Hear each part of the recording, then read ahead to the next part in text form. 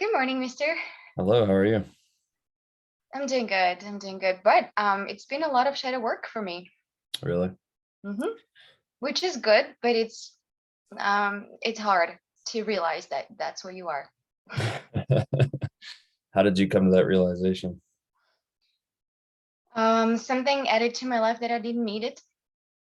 So basically, since July, when there was a batch of us, right? And I was like, okay, there was no job for me anymore because there were restrictions. So I was gonna go my way and start working on myself, getting more time, and just living the kind of life that a self-entrepreneur would, scheduling your own time and everything. Yeah. And then somebody contacted me, and that person entered my life to teach me huge lessons. Mm. So it's been a postponement of my progression in the area of self-development. However, it was a progression in the area of shadow work. Mm. So it's okay. I guess that's what I needed to shed off before I can ascend a little better. Hey, as long as you're understanding and being aware of what's going on, that's the key, because sometimes people get stuck in those and don't understand it. And it makes it that much harder to get there because Yeah. understanding that, everything is a lesson in some way, shape, or form, and being able to assess that and figure out the lesson so that it doesn't become harder and harder. So it's good. And I think a lot of people are kind of going through that same thing right now. And I was actually curious when you said that, because I was just talking to my wife the other day, and it was like you said, in July, it was like the accelerator got stomped on, and I'm going like 10,000 miles an hour forward. And then as soon as I finished writing the book, it was like slamming on the brakes, and now everything just kind of seems like it stopped. And I don't know if you guys are experiencing anything similar, or if it's just kind of how everybody, because I know I've always kind of been through where it kind of goes up real quickly and then it levels off, and then you kind of go up, and that's kind of been my whole Kind of like the journey. plateau of latent potential. Yeah. Well, I think I don't know, I kind of get this feeling of like it's a little bit time of respite and just kind of resting and kind of getting ready for the next phase that's coming. But I also am like, is this just part of that plateauing, like you said, where you kind of accelerate and plateau, accelerate, plateau? So I was just, for people who are watching, or you yourself, I'm curious, how, if anybody else is experiencing similar things. I do want, for sure, if anybody can drop some comments. Yeah. What about It's you? Is good. it similar to you, or are you still feeling, I mean, I guess you're doing shadow work, so I guess you're Well, staying busy. being busy, yes. Well, so um, when you come into this place that finally you don't have to live according to somebody else's schedule, whether it is a government job or you just have some kind of job, you work for a company. So now you have your own day and you can Mhm. schedule it according to what you need to do. And I did intend to work on you know uh, let's say self procrastination, but then I thought it's because I'm exhausted from everything that I had to do for everybody else, right? And it could be, let's say, scheduling myself, like timing, time management. I mean, financial management and all that, right? Because if you have the consistent income, then it's like, oh, next month and next week and so on. But now that you're on your own, it's like, but I do have to think differently, Yeah. right? Yeah. So all these things, I knew it's coming, but when this new person entered, I didn't expect, let's say, new issues. And so that brought up my personality that I kind of knew about myself, but I thought that I did transform a long time ago. And so I was toxic to that person too, basically. So I can't Mm. really blame them to be toxic for me. So I'm in this army shirt, ready to fight it off, because it's been fear, it's been going back to the trauma of abandonment, of what else was it? Uh, Grieving loss. And it was everything, just not only people, relationships, but it was possessions, Hmm. or could be money. It could be myself, and facing betrayal, but it's betrayal of yourself because you don't realize that you gave in to all of these, cycle of events that you emerged. I mean, you submerged yourself and then you emerged, but not quite the person that you wanted to. But you are a shitty person too. Okay, cool. So, but for me, it would be more of still reacting rather than to holding back and just not reacting. And I was doing so good until I was pushed. So still I wasn't ready to be the what is it, like a peaceful warrior. I was still a warrior. Yeah. I was fighting back. But then you realize you're fighting back the fear. That's what I wanted to talk about then. And also it's the fear of I am feeling the loss and I'm fearing the loss and I'm fearing the abandonment, but not of that person, but of everything else that was ever in my life that disappeared. Yeah, and I feel like that's kind of what a lot of people are going through right now, and I think it's partially because it's the learning that we don't need all of that stuff. It's that attachment to things and attachment to possessions and people, and learning that, like, it's so funny that I feel like as soon as you get to the point, and speaking like in relationships and stuff like that, where you are like, all right, I don't even want to be with anybody else. I just want to be by myself, do me. I'm happy with myself. I'm happy doing this. And then all of a sudden that person you're supposed to be with shows up almost immediately because you're happy with yourself and you attracted the right type of person. And it's like, I think that when people come to that realization and they stop chasing things and they stop saying, oh, why me? Why this? Why that? Like, and why me is okay if you're questioning to, like you said, to do the work and figure out what the issue is. And that's a lot of times what it is people aren't happy with themselves and they can't sit in their own peace in their own, company and be happy. And they feel like they need that other person. They need somebody to talk to. They need this or they need that. And as soon as they realize that they don't, that's when that person shows up who doesn't need the same things. And you guys can both be like, I remember my wife and we drove down to Florida for when we used to be coaching football. We had national championships down there. And it's like a 13+ hour drive. And like, we pretty much didn't say anything to each other the whole ride. And she was like, man, it's so crazy that we, drive this whole way and we don't say anything. I'm like, I think it's awesome that we could sit there and just be in each other's peace and be comfortable with that. And it's like, some people are so uncomfortable with quiet and silence and think that they have to say something or they have to keep, and it's like, why? If you can just be comfortable with somebody and be in their peace. And I think when people kind of find that in their self, that's when they find that other person that, is that same compatibility with them on their frequency. Because so many people don't have to understand that when you find the frequency that is you, that's when you're going to attract somebody who also is on that same frequency. If you're trying to be on somebody else's frequency that isn't you because you want to be with them or you want to do this or and you're trying to always please a person or whatever it is, you're not on your frequency. So you're never going to be yourself. So you have to be yourself first, then you'll attract other people who are on that same frequency. Mm-hmm.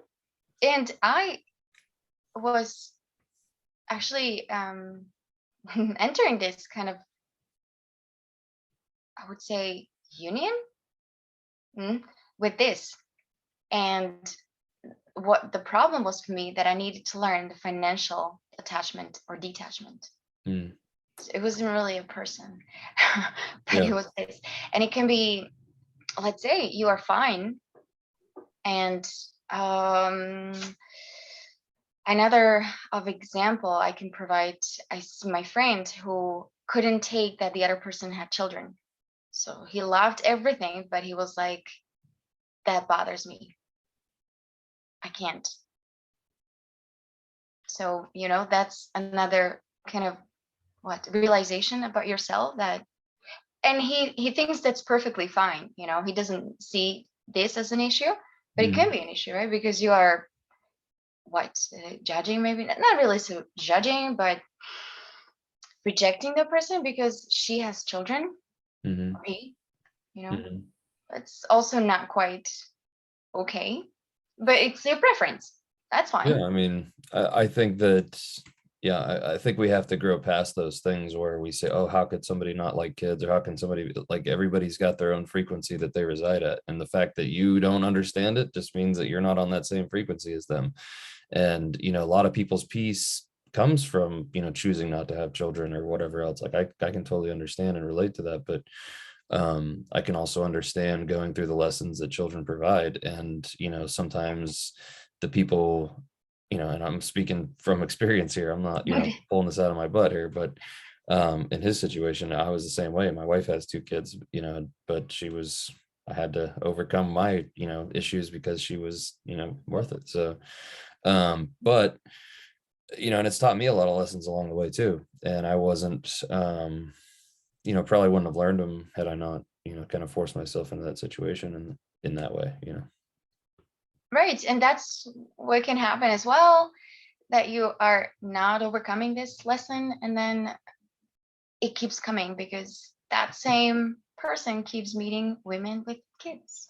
Yeah, exactly. So there's probably something to it, in that regard. And I'm sure, I mean, kids provide so many lessons for a lot of people, and especially people like myself who are kind of tuning them out, and then you kind of get forced into it. Me working, never wanting to be around kids, and then end up working in a school with kids with autism, and coaching youth football and all, softball and volleyball and all these other sports. So That's the expansion. yeah. Well, and for me, is we were talking about it in the previous video. I realized for me this expansion after this lesson, which came the past week, I still didn't realize. I kind of knew, but it's like, I don't know. When it's getting to the end of this lesson, that's when it hits you the hardest. So it was exactly the attachment and abandonment, right? So when something is abandoning or leaving, you're anxiously trying to bring it back, right? Yeah. And it's been even from past lives. So that is my huge one. And so for you, it could be probably embracing, or the point of expansion was embracing. What is it? What is the element of children for you? Like, what does it represent? What idea? Hmm. Um, I think it's just kind of that, learning to love. I think that was a big part of my mission here, was kind of learning how to love, and I'm still, learning how to do it. But I think that that's a big part of it, learning,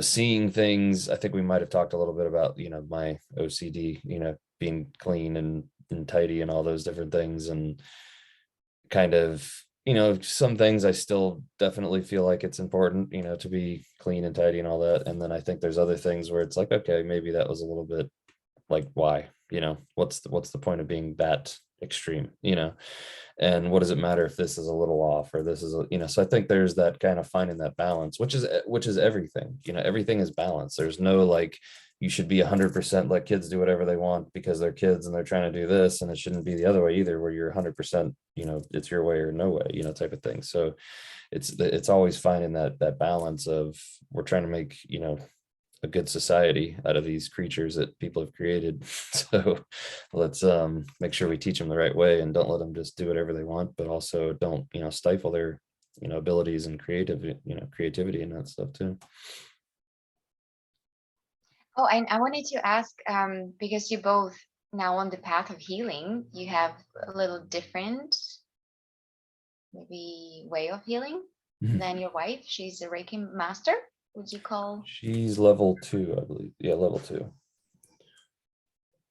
I never knew really. Well, obviously there's a level 1. If there's level 2, is there level 3, 4, 5, and so on?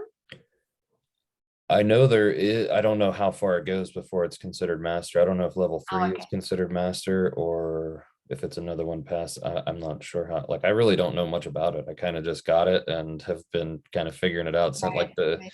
there's not like a lot of information that I've been able to find, like, on the. It's kind of like, has this whole like gatekeeper type of thing to it, where it's like you have to, like we had talked about before, you have to go to a class and talk to the person, and and I've talked to the lady who was there for the and who is a Reiki master herself, and she's given me tips and advice and stuff like that about it. But I have channeled that it's different. It's what mine is what, from what I understand.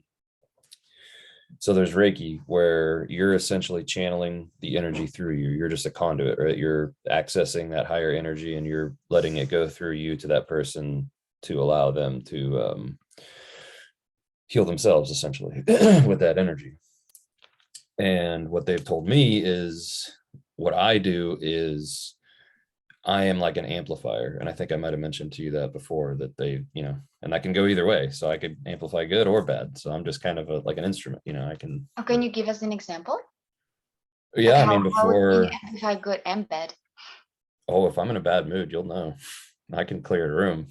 Like my energy's powerful. That's what I like. I can, That's how you mean it. Okay. if I'm radiating negativity, I'll radiate it. If I radiate positivity, it's the same. So I can It means light up a really room, like or yeah. So my energy is very, I don't know, big, I guess. The way they explain it to me, they say I'm an amplifier of energy. So with the Reiki, when it comes through, I'm amplifying it. That's why I shake when I do it, is it's that amplifying of the energy. And then also in my mind, how I can see the energy and stuff and actually focus my intention on clearing up the darkness or whatever it is that's in there, so it's kind of that they said it's the next level, it's the next step in where that's going. And they said that's basically what Jesus was doing. Obviously, I'm not on that level yet, but hoping eventually that we all get to that level, Yeah, that's where we're heading. The Yeah. 5Ds are supposed to be the Christ consciousness. So that's what you mean by that, right? Right, I believe. Yeah. And I've heard, so many different things. Christ consciousness is love, frequency. And so I don't know. And I do feel like there's so many things that are tomato, we're all saying the same thing, but everybody's got their own way of saying it, type of thing. So yeah, Yeah. I think it's all the same idea. But yeah, from what they've said, it's basically that higher level energy that's coming through. And now also what's different too is just the energy, how much thinner the veil is too. So the energy that's available to come through is just more now, and people are more accepting and more, so all of it is more now because people believe it more, so it makes it work more, so it's all tied in together. Actually, there was this joke about the Omicron. I'm not sure if you received this picture. I received it. That was a movie from 1963. Have you received that one? Mm-mm. I'll send it to you. So it was a movie from 1963 about Omicron, a dark entity parasite that came to Earth and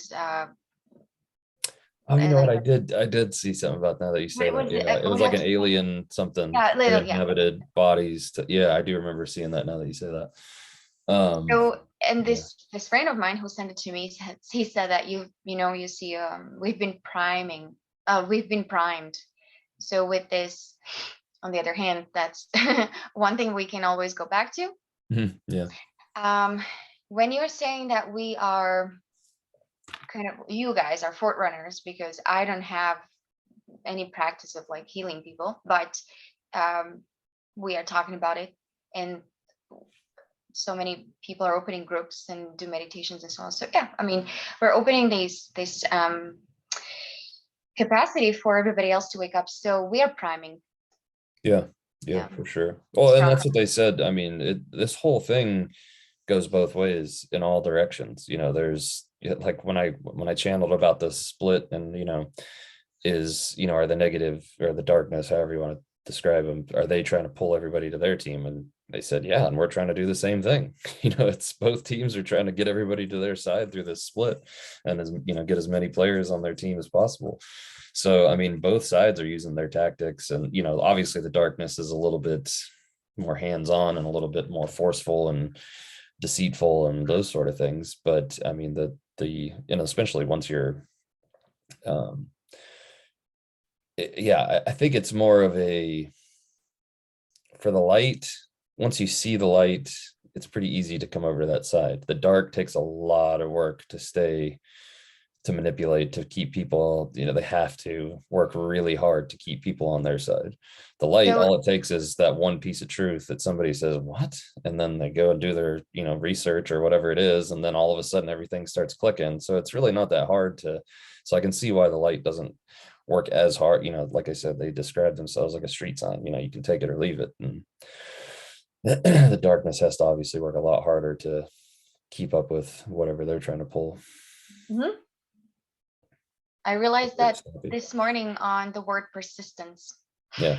Yeah. Yeah. I mean, That that's was a it. huge revelation for me, because this person that entered my life, right? So I'm not saying that a person is bad, but there was something bad about it. So I thought at first that persistence was sexy, right? Because I mean, obviously, um, feminine energy is more passive. So it's like, right? The masculine is more like going after, right? So I was like, that's why it didn't really bother me, because I was fine and I didn't need it, and it keep coming. And so I let it in, and then it created this huge what is it? Uh, mayhem. That's a good word. Right? And I'm like, damn, did I need it? Well, thanks. I needed it, because that was the lesson. I had to detach from the fear of, let's say, being dwelling on consistent income, and fearing that I am not able to generate it myself, right? And I'm Hmm. still in there, obviously, because I'm overcoming it. So it's not like tomorrow I'm getting $1 million, right? I'm not fine. Not yet able to manifest anything like that, but I'm sure that Well, don't say it. that, or you won't be able to. Uh, no, because I am sure that I'm so exhausted. I'm just saying So your subconscious is always listening, so don't put that in it's your yes, thank you for sure. And I understand. I totally understand. It's very supportive. Uh, but I just still believe that I have to transform that too, yeah. right?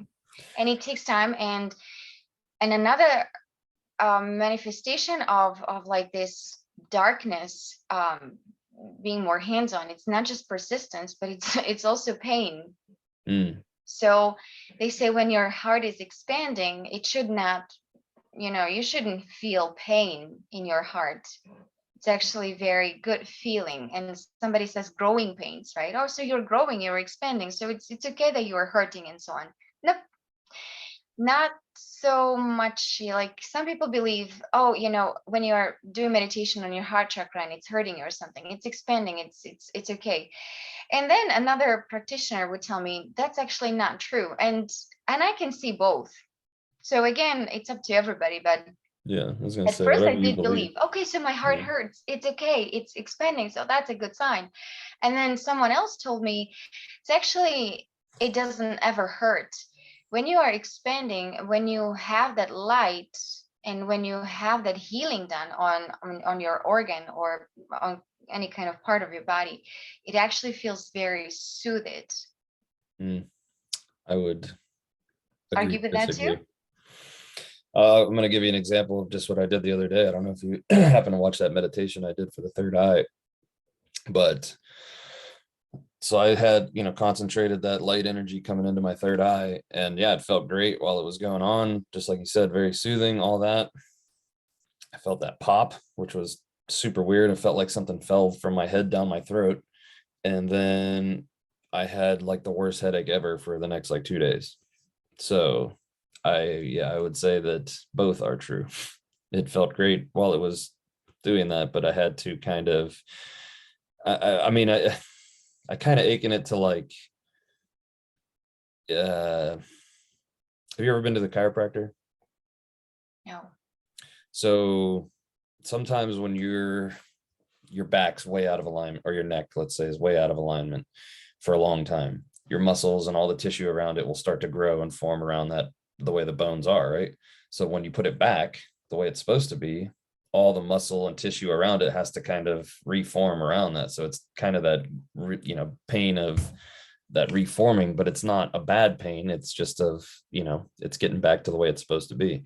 And so I think that is probably some of the same things you know, like you're saying with the heart chakra or the, you know, third eye or whatever happened with me. I think it's all kind of that same thing. Sometimes it is that, yeah, it feels good while you're going through it, but there is that growing pain also, you know what I mean? And it's just like lifting weights or whatever, like, you know, it hurts for a minute, you know, but then it grows and it's bigger and it's better and it's stronger. And, you know, so I think it's all similar. Right. It's probably the headache would be pressure. And if you could talk about other things as well, because when I had, I don't know if I could call it awakening, but I had so much headache too, Mhm. and other physical symptoms like pain in my body. So um I didn't know, and I was looking for symptoms of like other people who would, write or journal or blog about their awakening. And so it's probably the pressure in your head adjusting to so much of a frequency, or the vibration is much higher, right? Yeah, yeah, that's what I assume. And just like I think I mentioned when I did channeling, you know, for like the first time and stuff, and how my body would shake so much, and I would, you know, it's just adjusting to that energy and how much, you know, I think our bodies just aren't used to it. And then, you know, on top of us elevating our own frequency, there's also that higher energy that's able to come through now on top of it. So it's kind of that both energies, you know, mashing into each other that aren't, you know, you're not used to, you know, at the time. You're so used to being at that, right? You're so used to that lower level vibration. That's kind of like, I would imagine like those fish that are in the deep ocean, that is, you know, you pull them up and then they explode or whatever because their body's so used to pushing out to keep up with that pressure. It's probably, you know, a similar idea to that. It's a great analogy. So, um, yeah, do you recall any other symptoms like tingling or ticking? Let's say Oh your man. eyes or your cheeks or your hands or your, I don't know, So it could be your legs, your hips or something, anything, because it can be very helpful for other people. Oh, so maybe that's okay. I don't have to go to the doctor, have the medication. yeah, yeah, I've been going no, to some treatments and I don't know, rehabilitation, and unnecessarily taking steps, against it. That's part of your, physical adjustment to new frequency. yeah, yeah. Ringing in the ears, I get that all the In years, time. okay. Especially so ringing in the ears, especially pay attention to what thoughts you're having whenever you hear it, whenever you get that ringing, or maybe a sign that you just saw or something on TV that was just said, like it's trying to alert you to something. And so pay attention. That's kind of like a hey, that was a good idea, or hey, pay attention to that type of thing usually. Or it can be just an adjustment to the frequency if you're kind of tuning up. Um, that's one of them. I know pain. I know that like people say trauma can manifest in pain, physical pain. So sometimes, you know, you might be feeling something that you're like, where did that come from? Why is this hurt? Or you just always have this pain, and you know, you think it's never going to go away, but it might be something that you haven't dealt with, and it could even be in a past life. You know, some sort of trauma that you haven't dealt with, it still is manifesting itself, and once you deal with that, it might, you know, unlock it and get rid of that pain for you. So it's interesting how pain works. I've talked to, you know, a lot of people through doing these podcasts and stuff, and so many of them had physical pain that was due to like emotional trauma and stuff. Oh yeah. So it's just interesting how that's something that, you know, I had never looked at it like that before. I'd never even thought of that. And then it was so interesting. It was like out of how many interviews we did, there was probably half of them that had the same type of story. And it was just like, wow, it's so interesting how they all healed this and then their body was better. And, you know, all these diseases or whatever else that they had manifested had just gone away because they had, you know, changed their outlook and their mindset and all those different things. Well, very interesting. And uh, I mean, Louise Hay, and there was Julia Cannon. She is a daughter of Dolores Cannon, who started Oh, with the QHHT. mhm. So her mom died and she continues. She recorded audiobook, but she wrote a book as well about the, what information she got from all of these hypnosis of people about the physical symptoms. Oh, So that's probably cool. let's say generally speaking, um, I again not so 100% sure. She said eczema. When you are born with eczema or when it shows up later in your life, it's a symptom of you were burned in some past life. However, when I did the hypnosis, because I was born like shortly after, I maybe okay around like 2-3 years, I started having eczema. No, they're regular. Some people have it on their face, not me, but like hands or folds, right? And that's anger. So when I was in hypnosis in my past life, basically I was angry at my parents because they abandoned me. That's what I'm carrying over. And so the practitioner asked me, okay, so can you see yourself between your lives, in your between the past and this one? Have you met with your parents? How do you call it when you come back together, like in the astral realm? Like, have you Yeah, merged, or I don't know, yeah, yeah. did you meet them or something? And you know, did you embrace it? And can you feel the love and so on? And I'm like, no, I'm angry. That's what I really felt that. So I came into this life, and this eczema showed up as a symptom of my anger. Hmm. You know, Yeah, so. that's interesting one. I've heard of similar stories like that. So yeah. Mhm.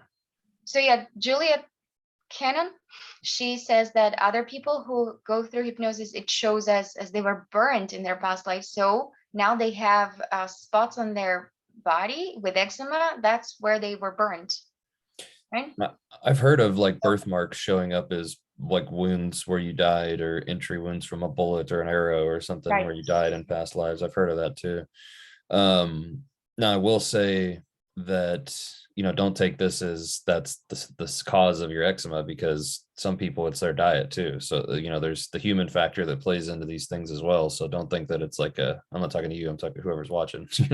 Don't take this as, everything is a past life trauma and that's why you're this way. It's some things, it's your diet. Some, everybody's body's different. So what some people, like when I channeled about myself, they called me a garbage disposal. I can eat anything, and not, my body will process it basically. So not that I should, but I can, Right. and other people can't, like my wife's very sensitive to a lot of different foods. So it's like, everybody is, there's no one size fits all for this human experience. And that's what Right. everybody needs to remember, that what may work for you, not necessarily work for me. So just keep that in mind with all things that we talk about. I mean, it's easy to test it, because if you, let's say, have a physical symptom, especially skin problem, you can start with a diet and I don't know, omit certain foods. And if it's Mhm. persistent, that's probably something that you need to Right, work on a little differently. That's not right, the diet or the environment, or right. the cosmetics or something, right? Yeah. So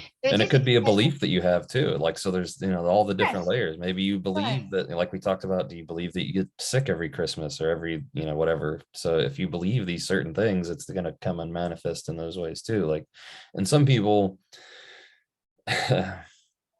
some people like the attention that they get from Oh, yeah. being that type of person who always has some sort of ailment, or always needs to go to the hospital, or always has to go pick up their medication. Or some people enjoy that attention, whether they understand it and realize it or not. That's a lot of where their stuff comes from.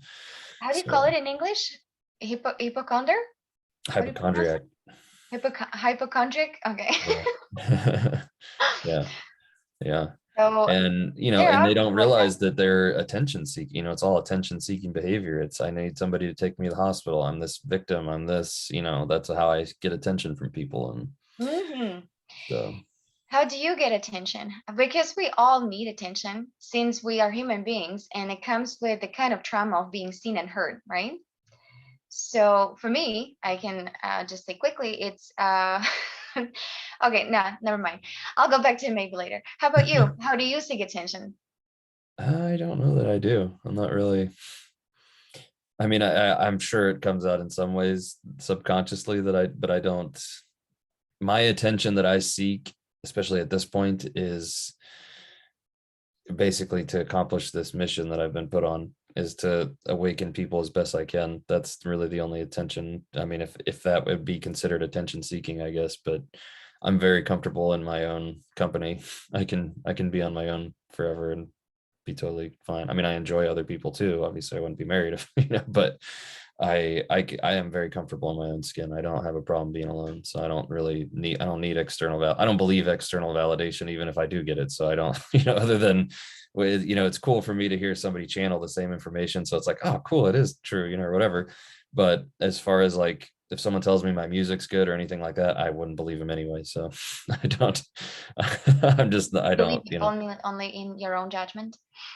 Yeah, I mean, and I don't want that to come off as arrogant. I'm terrible at taking, if people say I'm good, it's like, okay, they're probably just saying that to be nice. I don't take it as, and I don't know, and I probably shouldn't do that. And that's probably something I have to work on. I don't know, but I'm not, it doesn't change me one way. If someone says it's terrible or it's good, I'm still going to do my best one way or the other. So it does, you know what I mean? So I don't need somebody to, it's not going to change what I do, whether they love it or hate it or pretend to love it or hate it, either way. So. Somebody may argue with you that it's the problem of receiving. It probably is, and that's probably still a lesson I'm trying to go through why I don't have money and stuff, but I'm sure it's somewhere Yeah. intertwined there. I mean, I try to, it's not like I'm like, oh no, you're lying to me or anything. I'll say thank you and take a compliment, but I Well, that don't. would be trust issues if you believe that they're lying to you, which that's not I what don't you know want if to have. I guess it's like if your mom tells you you did something good, like your mom's going to tell you you did something good regardless if it's good or not. She's your mom, you know what I mean? And I think I just kind of have that like assumption about everybody where it's like, oh, they're just saying that to be nice or Probably whatever. that's why you don't have the childhood trauma, because that was the truth for you, but it was so not true for many, like billions of other people. Yeah. Yeah. Yeah, Yeah. for I don't sure. know. It's interesting that bring that up because I'm not sure. Like I don't know. I just kind of see it as like, you know, and I know not everybody's like that either. And I know most people don't go out of their way to give compliments that they don't mean. So it's, but it just, It's both ways actually. When you were complimented, especially by your parents, people that you trusted the most, and as a child you perceive them as unconditionally loving them and they love you and so on, right? You don't know because you may think that they are gonna love you no matter what. So you have problem receiving that. But on the other hand, if you had the critical kind of parents, you have a problem to receive compliments as well, because that's something you're not used to at all. oh, I think I had a good balance. That's probably why. Because my dad, he would come in and tell me it was fucking awful and tell me to turn that shit off. So So yeah, and for sure, seen both lots, sides, I guess. yeah, portion of ours, yes, had exactly that. Or it could be the other way. The dad was more soft or softer in some areas, and the mom was more of I don't know, this like we call it despotism, Yeah, yeah, yeah. That's right. when the mom would be more of a really harsh, mean, Oh, um, because of her mm, parents and so on. But I mean, yeah, I think it goes to back to what we were talking about with gender a lot too. I think sometimes dads are easier on the daughters and moms are easier on the sons, kind of could be that. too. Um, but yeah, I think another part of it too is, like my mom or my dad was very blunt. He didn't care, he would, and which was fine because it motivated me to be better. You know what I mean? I wanted to prove him wrong.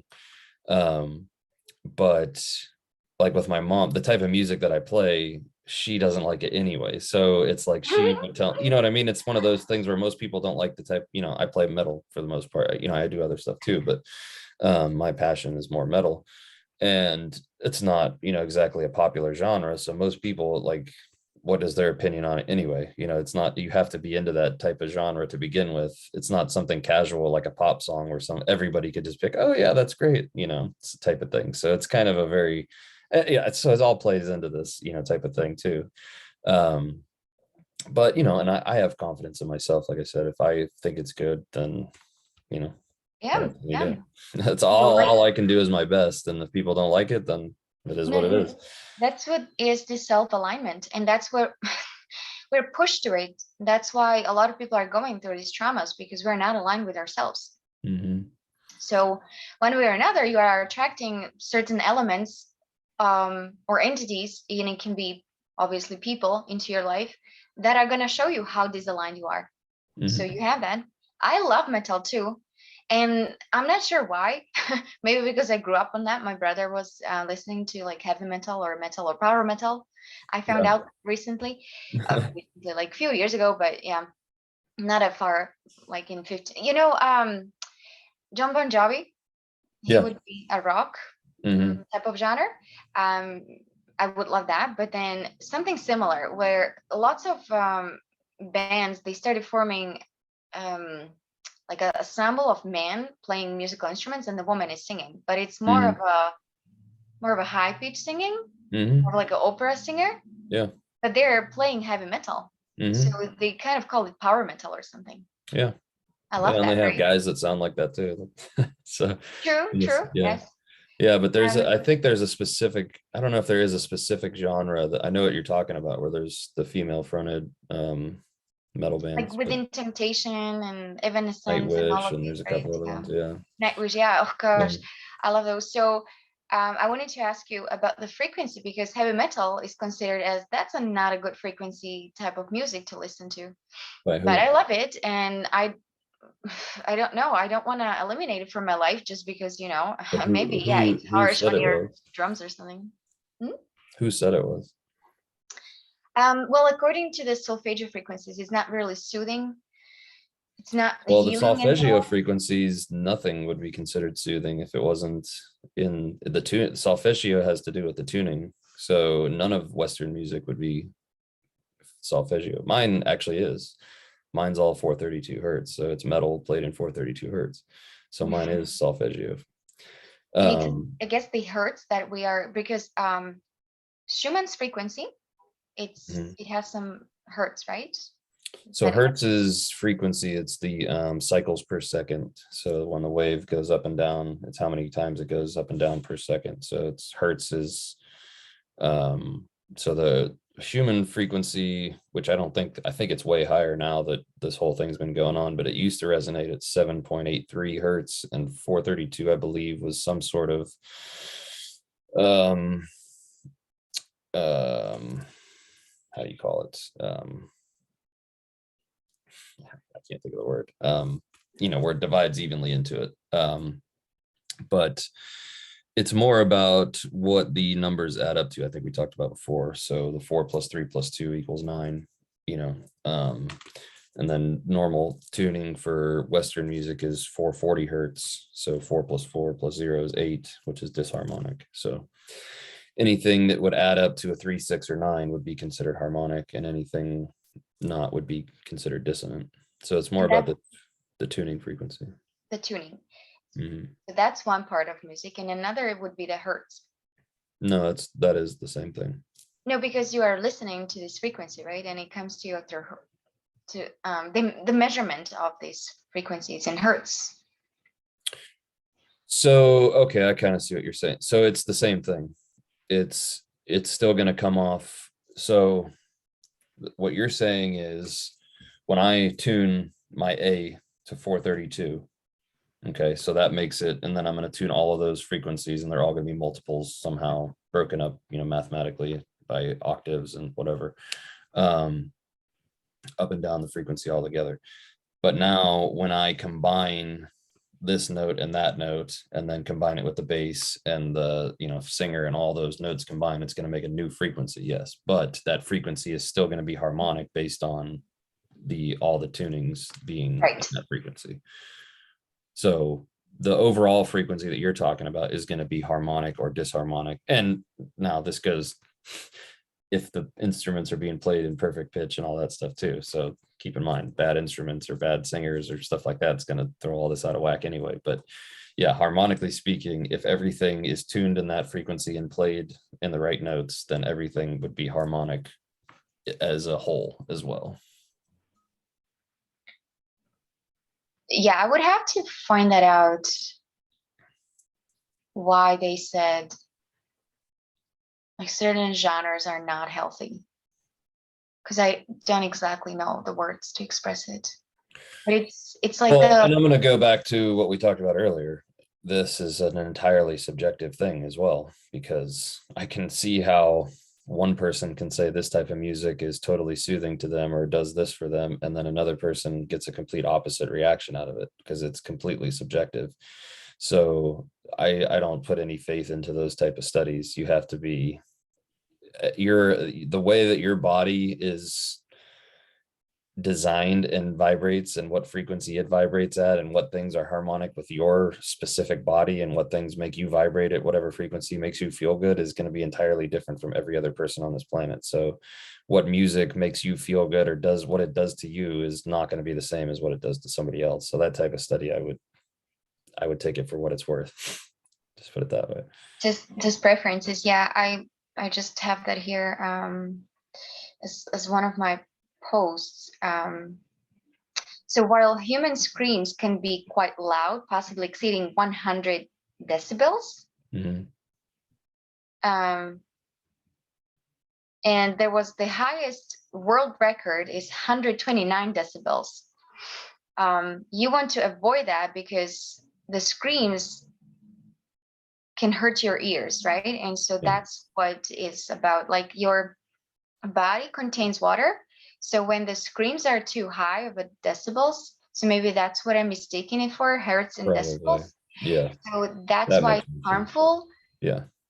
Because I mean, then the water crystals in your body, I guess, are forming into certain So let me shape explain or that real quick so that you Mhm. understand. So the hertz is the cycles of the frequency per second. So the wave length going up and down, however many times it does that per second, that's the hertz frequency. Decibels are the perceived loudness. So you could scream at the top of your lungs and I could record it and I could play it at 1 decibel and it's not going to do it. It's going to be, so you just said 129. You could scream at 129 into the microphone and I could record it and then I could play it back at 1 and it would still be that huge loud scream, but you would only hear it as 1 decibel.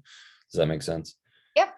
So when it's recorded in music, however loud you're playing it is how much damage it, I mean, you could turn a piano song all the way up and, to 129 decibels and it's going to do the same damage as somebody screaming at that level. Does that make sense? Yeah, for sure. So it's kind of one of those things like I get where they're going with it, where yes, metal sounds better loud. So you naturally turn it up. And yes, there's loud screaming and there's loud, instruments and everything going on. So the tendency would be, the thought process would be, yes, you're going to damage your hearing because you're going to listen to loud music louder than normally somebody who's in a piano setting listening to a piano play, right?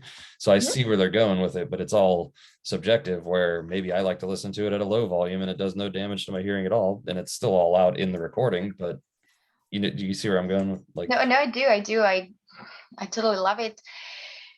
Yesterday, for example, when I was in some sort of mood, I had to start singing, and that's the songs I like to pick.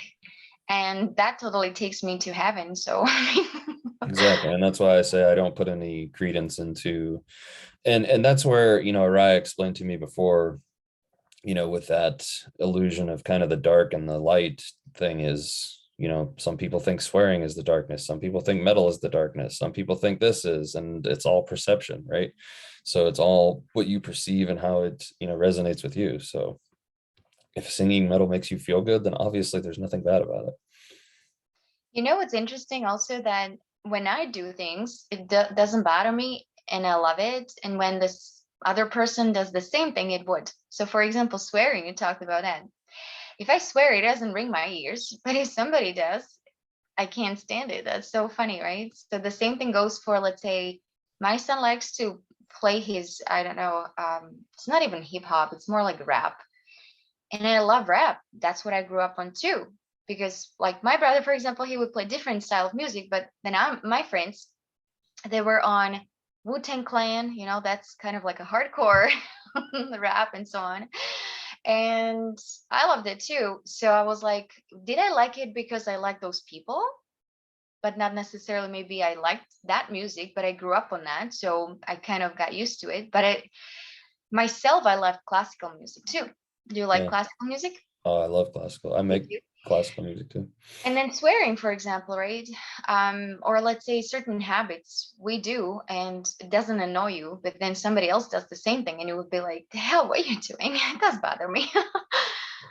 Well, Carl Jung used to say that you can find a lot about yourself by the things that annoy you in other people. So I think that's definitely true. But I also think there's,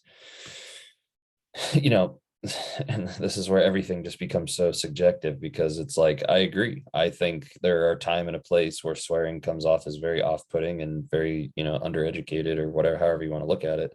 And then there's other times where it's perfectly acceptable. So I think it's very much circumstance where you are, what you're doing, who you're talking to. And I think that people miss out, and that's where I feel like our duality, 3D life, everybody just gets caught up in either you can or you can't. And it's like, well, where's the nuance? Where's the like time and a place? Where's the, you shouldn't do it here, but hey, it's okay to do it here. And I think that that plays a lot on people too, where like you said about the music, there's music that I love, but when I'm standing in line at the grocery store and somebody's playing it on their phone, I don't love it then. Like that pisses me off. It's very rude. So I think that there's a time and a place for everything. And same thing for swearing. If you're standing in line at the grocery store and you're swearing so the whole store can hear you, like that's totally inappropriate. But if you're with your friends and joking around or whatever, or I don't see anything wrong with it. And once again, I'm not here to judge anybody. I'm just saying my own personal opinion. You want to do that, go ahead. I just know how I'll think of you. Well, the same thing goes for so in different, I don't know, you are not gonna go do something crazy when there are kids, right? For example, there was another shooting. Have you heard about that? No, I In totally school. news. I just saw it. I just saw it as a post from my friend. It's very interesting. So she's a psychic for life, but she on her Instagram would post stories that would have all kinds of news. So when you want to know something, and I'm totally not following anything, I would just always go to her story and she would bring in all kinds of stuff, right? I'm bad and good. I mean, they're celebrating Hanukkah and so on. But at the same time, there was this shooting that happened. I don't know. And so, she would point to different events in life and or in our days. And I was like, that would not be a bad stream to start a spiritual journalism. So instead of bringing all the bad news and all the murders and killings and God knows what, all the bad news that are being reported, how about starting what everything good happened? So this person got healed in this, I don't know, massive meditation, or this person got awakened, or Joe posted a new, I don't know, event that he's hosting, and so on and so on, right? That would be much uplifting. So I was like, I can become a spiritual journalist, and I can bring, I don't know, maybe start a new kind of platform, channel, whatever it is, and just bring from people like you and I and everybody else that we know, things that they do and what good happened. That's a great idea. I think, I mean, because especially once you understand why, when you understand the why behind all of it, and you understand why the media is the way they are, why school shootings happen, when you understand the why to all these things, it makes perfect sense. So yeah, I mean, that would be great to have something where people could attract towards, more positive things and uplift the vibration instead of drag it down constantly. Yeah, for me, it became inspiration. Yeah, I like Because that. let's say if you would say, well, Joe reported that in the past week, he was able to transform through shadow work, let's say his limiting belief about fear, right? Mhm. That's very inspiring for a lot of other people. So how did you do that, right? And somebody can do an interview about that and you can tell them the steps. It does not mean it's going to work for them, but it's Right. possible. Yeah. But that's what happened. And yeah, that's how much I had to work for it and so on, right? Yeah, Yeah. yesterday I had this beautiful interview with a lady. She has no course in sound healing. She started, basically, she said, she went to this meditation, um, healing mother's and father's wound. And it was a sound healing meditation too. And it happened that part of it was a regression too. So very interesting. And then she said, I started being interested in, I love the bowls. I love the sound of it and the idea of healing with this. So I bought them and I just started, how do you call it? Like this act of what, Yeah. sounding, I don't know what it's called, but yeah. mixing, I know what you're saying. Where DJ, you make them ring. so yeah, I'm a sound healing DJ. I don't know. So What was her anyway, name? her name is Dora. She's from our group. Nicolazzo? Nolasco? Yeah, we had her Something. on our podcast too. She's awesome. Okay, yeah, there you go. Yeah. Yeah, Yes, she exactly. did a whole we did a whole sound meditation with her. She did a whole sound bath for us one day, and we sat in, and it was really cool. I think it might be on my page if you want to check it out. She had the like three big gongs, and she was doing the whole thing. Like, it was Yes, awesome. Yeah. exactly. Yes. Yeah. So I connected with her yesterday, Oh, and I cool. didn't She's have a chance awesome. to check all of your videos, but yeah, slowly and surely I'm going through. And so mhm, I want to ask her to come on again and maybe do like just 10 minutes and something, because I mean Yeah. that's her living, right? So I don't want Yeah. to have the entire thing, but I mean, we definitely could ask for like a hosting of something, and we can send $5, $10. I don't know, but that's what usually people ask for. I'm not sure if 50 Yeah. sometimes depends, but anyway, Yeah. I would love to receive that. I only had a chance to do it in this yoga place yesterday, but it's only at the beginning, like 5 minutes at the end, and so on. But usually, yes, it's a bigger event that I would have to go and look for. Anyway, so she's an intuitive one, right? She doesn't go for these teachers that we talked about as well. Do you have to have courses? Do you have to have certificates and so on, right? So, and what was the point of it? Okay, forgot. Well, I forgot yeah. what we were talking about. Um, we were talking about the journalism, what could have, okay, so maybe something like this, right? Where it inspires people that, you don't have to um spend so much money. Oh, and another lady from the same group, she said that in order for her to get where she is today, she would have spent 100,000 on all kinds of therapies. Mhm. I believe it. Oh, it's crazy seeing people's medical bills and stuff. And that's where when you start to see all the pieces and how they fit together, and it's like, why would the government be so interested in your healthcare unless they're trying to make you sick and then sell you the cure and then, well, not the cure. Um, but and then keeping these secrets from you that you can heal yourself, and all of the pieces, once you start to see how they fit together, and it's like, oh, okay, well, now I get it. So I mean, it's two things. It's money and control are the two main factors. So they can control you through having you be sick all the time and reliant on them for the so-called cure, and then they can control you the same way, and they get you money out of it. So it's, I mean, I Mhm. don't, it's just obvious to me anyway. When you think about it, the Asians did not have money as we know them today.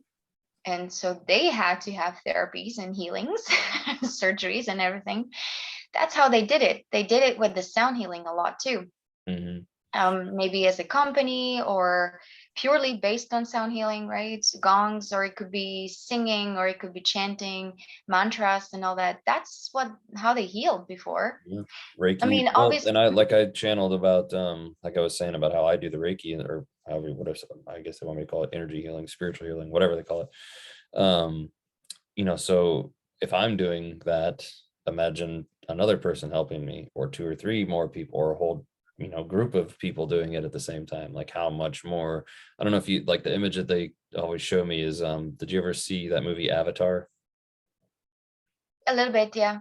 So there's the one scene where they're like all in this group meditation, like holding each other, and they're kind of rocking back and forth doing this thing, trying to heal this person in the middle. And it's, this all group of people doing it. And like that, I feel like is, the future where it's heading towards. And, that's really the more people with the more intention and the energy and all those things putting together, and focusing Really. on that one singular, yeah, I think that's where we're heading towards. Exactly. I mean, imagine just somebody gives you a hug. Oh yeah. Hugs are That's, really important. Now you see the whole 6 feet thing, right? How big's your aura? yeah. And they say, not normally, but when you do the heart meditation, especially, or like meditating on heart chakra, it's like 30 feet. Oh yeah, I'm sure it can grow, but I think the normal radiate, like normal aura is supposedly 3 feet in each direction, right? And so, your 3 feet plus my 3 feet, make sure that we don't touch, and then no aura interaction. It's just all to isolate, and then you isolate, you take anything away that feels good, such as come in contact with other people, take away their communications, isolate them, then tell them what to think. Well, one thing they would never be able to isolate us from is sex. So. Yeah. And, in those, the energy that comes through all those too, there's so much that we don't understand with, text message can go a lot more than, we even realize. And, you can take on that. I think we talked about it a little bit before, but. We did. Yeah, but that's another thing, why I do really want to go into learning so much more about the sound, the frequency, as how it is healing for moms and kids, Yeah. especially. Well, when you understand the fundamentals of who we are and what we are, you go down to the quantum level, we're all atoms vibrating at a particular frequency that holds us together. So, and then you think about what sound is just a wave of frequency. So you combine those things, you're either going to make it harmonic or dissonant.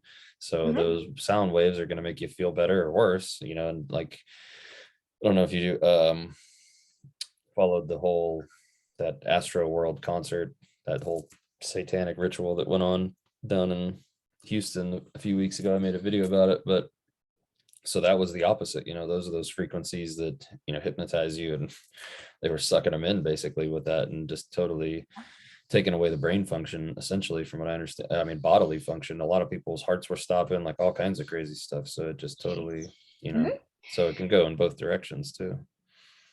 Yeah, it's nothing different than just tuning into your heart. That's the frequency. And if you sing, that's what I've been learning. It's all about you can put your hand on your heart and just listen to the heartbeat and then hum or start singing, right, whatever. And so it should never go wrong, because your human voice is just a tool.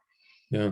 And it should never be tuned into wrong frequency, in disharmonic. But again, is your heart in disharmony? I guess then it's disharmonic. I don't know. I really don't know. Yeah, it's an interesting conundrum, because I have kind of the same thoughts of, they always say follow your highest joy, and those sort of comments and stuff. And I'm like, well, what about a psychopath? Because isn't their highest joy murdering people? We don't want to encourage that, right? Or is that something different where it's like, that's not truly your highest joy, they're just very confused or something to that degree? So I don't know how all that works all the time. It's kind of one of those. I just, do you know Louis House? Louis House? I think you do. The School of Greatness he has. He has the podcast. He's pretty famous young American. He was a footballer, and then he just, injured his arm. He was really young. He couldn't go to the college. No, I never heard. So he started doing his business, and he sold the business and blah, blah. Anyway, so he had one of the guests, she was talking about what is the difference between narcissists and psychopaths. And she said the narcissists, they do have feelings. They are super insecure. The psychopaths don't. So they don't feel anything. And so I guess that would so then be I guess my they answer wouldn't to feel it. joy. So if Yeah, I they guess that don't makes sense. feel that, yeah. I guess But I'm not sure what they function on. I mean, can you totally eliminate feelings? But they have that screwed up. I mean, something in their brain is differently, wired. So they don't have feelings, but then like they don't feel insecure. They don't feel anxious. Because I wonder sometimes if those are the soulless bodies that they talk about are the psychopaths of the world, that are just kind of humans without a soul. That, I mean, it kind of makes sense, if the soul is what gives emotion, which I don't know if that's true or not, but I don't know. I don't know how all that works. It would be interesting to have more to channel about that. Okay, you could. And also, I'm not sure. I asked, is higher self my soul too? So is it like interchangeably used term? Yeah, your It higher is, right? So Your the way soul is they the higher self? explained it to me, let me grab these real quick. Oh, let's see if I have these. So if you took, I'm breaking stuff. All right, never mind. Bad example. Anyways, so if you took crystals and you held them out, like you had a crystal here, here, here, here, and here, and you held a flashlight back here, this would be the source creator, right? shining its light, then it would be like your higher self or your angel, or then your higher self, and then you, and so on and so forth. So it's all the same source light, but you're all refracting and reflecting the light in your own way. So if that makes sense. So you kind of have like your soul, your higher self, then your oversoul, and then I don't know what's the next level, if it goes straight to creator after that, or I'm not exactly sure, but something to that effect. So you're saying that I know the higher self doesn't, oh, based on what I know, it doesn't have emotions. It's just consciousness. So I Like a think white it's similar to consciousness. like what Ariah told me about the way they experience emotions, which it's not too dissimilar to myself, but it's more so let's say you're playing a video game, Mhm. and would you feel bad for the characters in the game for what happened to them? Probably not at all. So think of it that way. Think of if you knew that you were playing a video game, if your higher self knows that you're in a video game, it's not going to feel bad when you lose something, or so it's not going to experience those emotions the same way that you would. It's going to love you. It's going to love certain aspects of what you're doing. You're loving playing that game, you're enjoying that aspect. It's going to have those emotions, but it's not going to feel bad when you lose $10, or it's not going to experience those same type of thing, because it understands what you're going through. Even losing loved ones, if you look at it from that zoomed out perspective, what's going on. You understand what Earth is. You understand what you came here to do. You understand that you're going to meet back up with all those souls as soon as the veil of forgetfulness is over with. So it's you have a totally different perspective on it. You still have emotion, but it's not as human. Very good. That's why they say everything is okay. Whatever you Yeah. decide. Yeah, exactly. Because there's so many times where I ask, oh, should I eat this, or should I do this, or should I do that? And they're like, go for it. Like, No, it's the most annoying thing. I wouldn't ask if I, but yeah. that's the kind of the lesson in itself too, isn't it? Like we get Yeah. so caught up thinking that I can't eat this, or I won't ascend, or if I eat this, then I won't be able to connect, or if I do this, then I'm out of frequency with my, if I don't do yoga 19 times a day, then I'm never going to get here. Like that's what we need to get rid of, is all these attachments that if I do this or don't do that, that I'm not going to be able to do this, or I'm going to be able to do that. Because as you speak them, that's how they become true. So if you say, I can't do this without that, then that will be true, right? You're creating that belief within yourself. So understand that. And that's what we have to kind of change, right? So your higher self would give you the free will. And basically that's you, right? Yeah. So you have the free will. Yeah. Now With you just a as a higher body, perspective.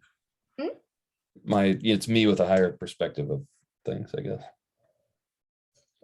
and so now you are in human body making decisions, asking, let's say, I would say petty things like, oh, should I eat this apple or is it poisonous?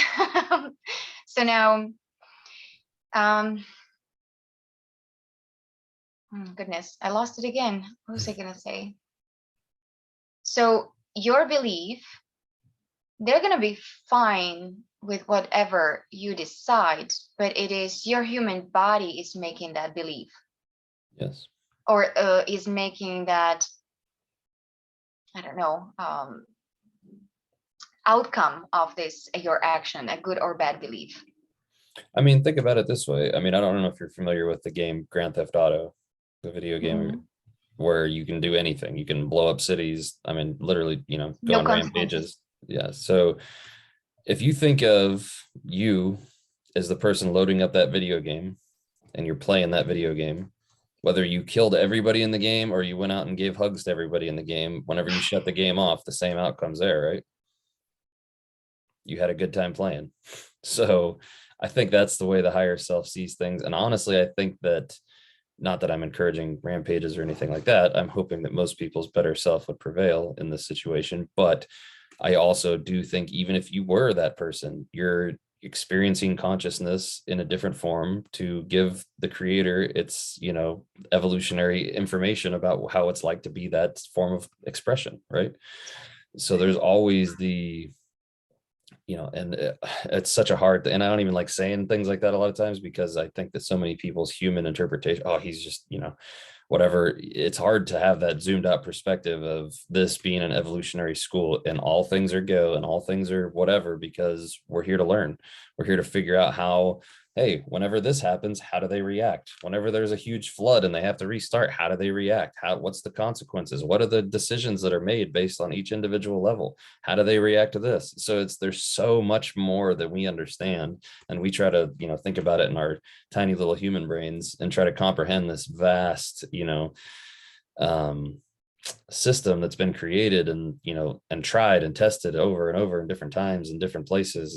And now they've, got a pretty good job of what's going on. So for us to try to comprehend that and to try to rationalize things, I think sometimes is not a good idea. But I think we need to, really have that zoomed out look. If you were just an observer of Earth and you knew exactly what it was that you chose to incarnate here, that once you die, you go back out and you get to do it again if you want to. If you knew all of these things, what is really so, even genocide, all these things that seem horrible to us from that view, what is it? It's just consciousness expressing itself and dealing with the, the consequences of those decisions and how people react to them and all these different things. So you're setting up scenarios to make yourself grow. So when you look at it from that point of view, it just kind of, I don't know, then that's where the emotion kind of goes away. It's like, Yeah. well, why do I feel bad if people knew that they were incarnating to do this? They knew at one point that they set themselves up for this sort of life to learn these lessons. Mhm. Why would I feel bad for that? Right. And so you as an individual, you aspire to live in the greatest joy that you can have, because that's your life about. Yeah. And then how would you choose for yourself not to go through your life with joy, right? Well, I guess because we think of ourselves as like these human beings, we have so much emotions about um, what's so bad. Oh my goodness, all this flawed, such a horrible life, Well, and I think that's part of it too, right? Because a good example is, the twin brothers were born to an alcoholic father. And they asked the one twin brother, why did you grow up to be an alcoholic? And he said, because of my father. And he asked the other twin, why did you grow up and never drink? And they said, because of my father. Yeah. So you can have the same circumstances and you can look at it two totally different, ways. You could say, I did this because I'm a victim and I have to, because that's how my father was and he raised me to be that way and I have no choice. Or you can say, I don't want to be that way. I'm going to take control of my life because I saw that example and I don't want to do that. So that's basically, I think, what life is choosing to be in victim or empowered in every situation. And you can look at yourself as, oh, this happened to me or this happened for me. So it's your choice. And usually, well, that's what we're trying to get out of for the past centuries. Yeah. If people had the flood, they would go back and rebuild the same village in the same spot, just to have the flood again. Right? Yeah. Well, and and that's kind of that history repeats itself type of thing, right? Like we don't, and I think we may have touched on this a little bit. History's, it is what it is, and it's probably changing every single day what actually happened based on how things, everything's happening now at one time. So wrap your mind around all that. I don't want to get too far into that, but and then you take into account that history is written by the winners and all these different, things. And so history, take it, with a grain of salt, but there are some major lessons that can be learned through history, like what we're going through now with this, pandemic and whatnot. Like the same tactics have been used over and over and over and over and over again. And it all boils down to one word. And that's what you wanted to talk about today. And that's fear. Fear is the driving force of all of their power. Once you get rid of your fear and face your fears, they have zero power. And once everybody realizes that, then that's when the world will change. I don't understand why there are still these news. I mean, no one I ask, they're not watching it, and they're still producing so much. Oh, goodness. Okay, so let's go ahead. And then I wanted to jump back to this Omicron. Yeah. So I tend to agree. Like I heard the last ratings for like CNN were under 1 million people watching, which is still way too many. But True. So if you take into account, yeah, sure, maybe 900,000 people are watching the news, but how many people see it on Facebook because some other person who is a alternative news person watched that clip for you and then puts it on their alternative news, and now they're perpetuating, whether they're saying it's false or true or whatever it is, you're still getting that same. So it's like, yes, it is dying, but it's still being perpetuated by the people who do pay attention to it. And please understand this, I'm not just talking to you, whoever's watching, your alternative news and their news and every other person has some sort of agenda. They're trying to sell something or they're trying to do something. Whether you understand it or not, pay attention to what they're trying to feed you, because there's propaganda coming from both sides. And people think, oh, well, this is alternative news, it's all right, they say this and this is that. They have an agenda too. Just understand it. I'm not saying they're wrong, I'm not saying they're right. I'm just saying everybody has an agenda. Be aware, because there's propaganda that comes from both sides of the story of it. So anyway, go back to your. Just yeah, as you're talking about that, there are fighters against the V, and there are those who are constantly talking about get the booster, get the third dose, and so on. So, obviously, if you are trying to spread the I don't know, news about how to, let's say, eliminate the toxicity of the V in your body, so you can, let's say, take more vitamin C until the rest of your life, this much, right, and so on and so on. It's not a bad thing, but for sure there's an agenda of it as well. Yeah. So many doctors are saying, let's say, these supplements and do this and do that, and that's going to flush it off your body.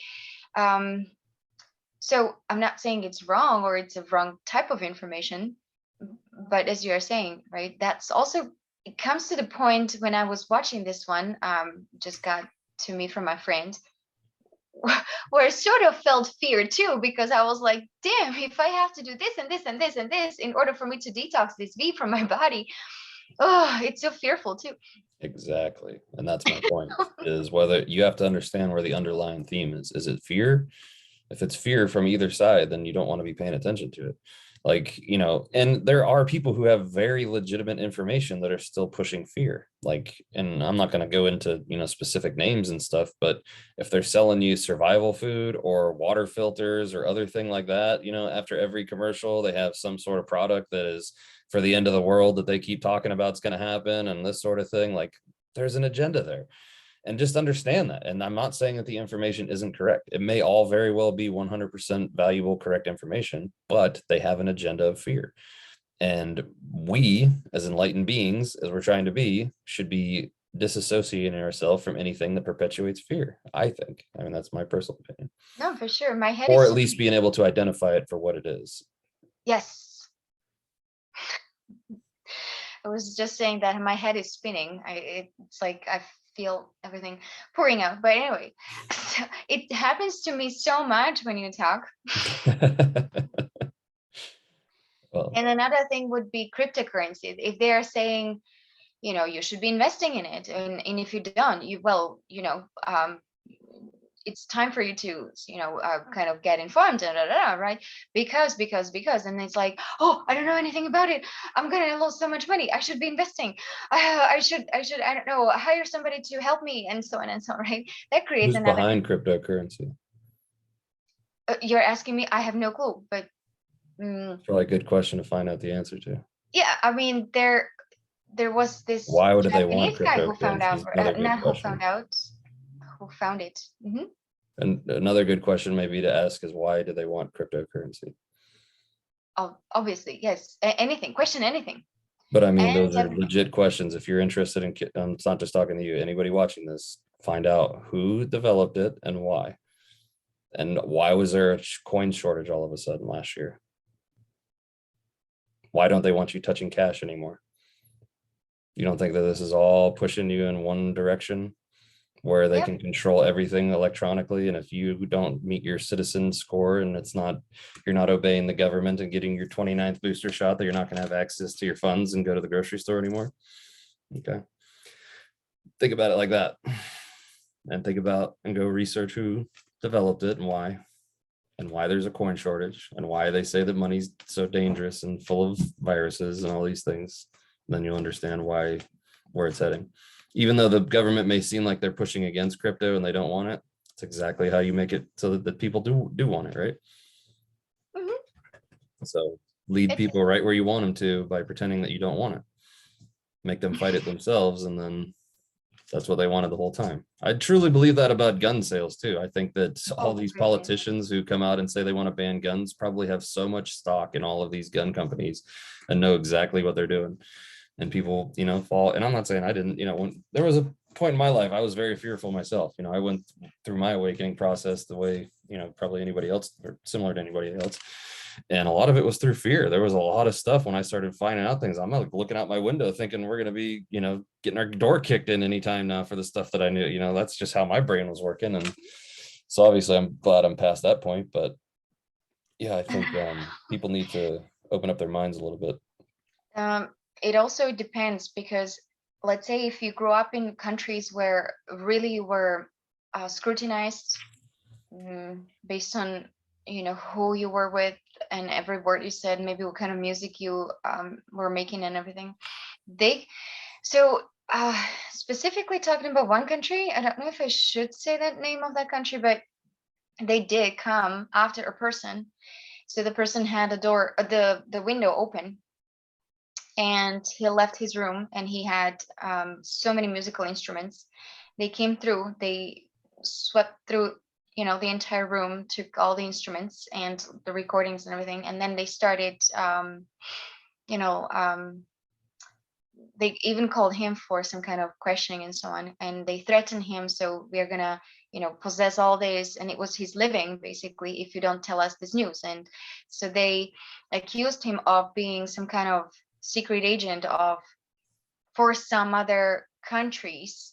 So it's like, let's say whoever is allies and enemies when it comes to political scene. So they thought he is the ally of who the country was the enemy to, right? And it's only because of his last name. It just happened to be more Western. So, it really is happening. So if you then immigrate from that country to, let's say, more neutral country like Canada used to be thought of, then you do still live with this kind of fears or paranoia, because that's what you knew your entire life. Communism was the same thing. So, for example, my father is almost 80 and he would never get rid of it because that's the only political system he knew Hmm. growing up in this paranoia. Wherever you turn, whoever is against you, you always have to watch out. And you see It's they're trying to hard. create that environment now, right? Sorry. They're trying to create that same environment They everywhere. do, they do, but let's The say mask versus no mask, the vaccine versus no exactly. vaccine. Yeah, because I never knew. I only knew freedom. I would not believe that I can be threatened. So if somebody's knocking on my door, let's say if I live with my grandmother, she would be like, "Oh, don't go open the door, and something is going to happen. Maybe they're gonna blow out this bomb or something," because she grew up in Nazi kind of agenda or something. I don't know, right? And I would be like, "Open the door wide open. I'm a little woman or something," and I would not be scared to do that, right? Until maybe I would have a bad encounter. Then I Yeah. would be like, oh, okay, I have to be more cautious, but I would not be going crazy walking, even in Toronto at midnight. I mean, obviously in certain areas, but it's just what I know. And ignorance is a bliss too. Well, and I think that's where people probably get confused too, because it's like, well, if I know about these things, how can I not be afraid of them? Right. So it's kind of like you have to be aware, but not let it affect you either, and not let it, so being aware of things, like we used to call it situational awareness in the military, being aware of your surroundings at all time, being aware of the potential, things that could happen, kind of being prepared for everything, but, or, prepare for the worst and hope for the best type of thing. Right. So it's kind of one of those things where like I always, when my wife and I first got together, she would always leave the front door and stuff unlocked, and it would drive me nuts, and it still drives me nuts to a degree. Like I was in that family where you come through the door, you lock it behind you type of thing. And to a large degree, you watch every single one of those murder shows, and it's like, well, how did you get in? Oh, the door was unlocked. And it's like, so all of this whole series could have been prevented if people just locked their front door. So it's like, little things like that you can do to just deter things, and being aware of that. You don't have to be fearful, but knowing, hey, locking your front door at night is probably the only thing that's going to deter somebody from killing you or not, in those situations. So lock your front door, not that hard, just having those little bits of awareness. And but you can't go out there and live in fear either. And that's what they're trying to create. That's why it's this neighbor versus neighbor, the like I said, the unvaccinated versus the vaccinated, the mask versus no vax, the booster versus no booster. It goes on and on. Man versus woman, race versus race. Everybody's against you, everybody's out to get you. The whole white supremacy thing. Like, why do you think that they tried to start this whole worldwide white supremacy thing? Because they know that the minorities in these countries, if they think that they're way bigger than they are, and then they start things, what's going to happen? It's going to create chaos, right? And then people are going to have to be racist because the sides have been chosen for you, right? You don't get to choose your team once it's divided up by color. Your side's chosen. So that's how they want things. And once you understand that, and once you understand how they're trying to divide and conquer, it's the oldest tactic that they have in the book. Because if everybody was united and we all knew what was going on, and we all rose up and realized that there's like a handful of people controlling this world in this way, it would be over instantly. But they control a lot of people. Yeah, I mean, in a lot of fairy tales, the Grimm fairy tales are very famous, right? It's always when the king died and his 3 sons started fighting, right? The kingdom got divided and it was never peaceful again, and so on, right? So it's like simple. But people are so terrible at taking the message from all these stories that have been passed down throughout time and taking what the actual literal message is that's coming out of it. And yeah, I mean, there's so many. I mean, you look at all these movies that have been put out about, about oppression, and about, the small, underdog who takes on the government that's out of control or whatever it is. And we have all these movies and all these things, and people fail to realize the connection of people are trying to wake us up and tell us what's going on here. And they just, keep falling asleep and not realizing that they're trying to tell you that this is exactly what's happening, and how much power we actually do have if we wake up and realize it. So why do you think it's happening? What's that? I mean, just one thing is also very interesting that I never understood, how the vaccinated are against the unvaccinated. And so now it's actually the unvaccinated are like, you know what, actually you are the toxic to me now, because all of those fumes, they're also around me or in me or on me and so on. So but you funny. see how it goes both ways, right? So Yeah. it's So, but creating why do you think it is to create this chaos? And we're easier to still not control people when realizing. they're divided. Yeah, but we are still not realizing, we're still not, being awake to it. Why do you think we're still not realizing it? Yeah, that is just the Because chaos, people, and we don't unite. If we don't unite, we're not gonna move on. And so, well, part of it is because of the media. The media, there's how many people do you know that say if that was true, it'd be on the news? I know plenty of people that still say that. So you have that part who think that everything on the news is true, who think that the news wouldn't lie to you. So once you get over that part, then that's a huge hurdle.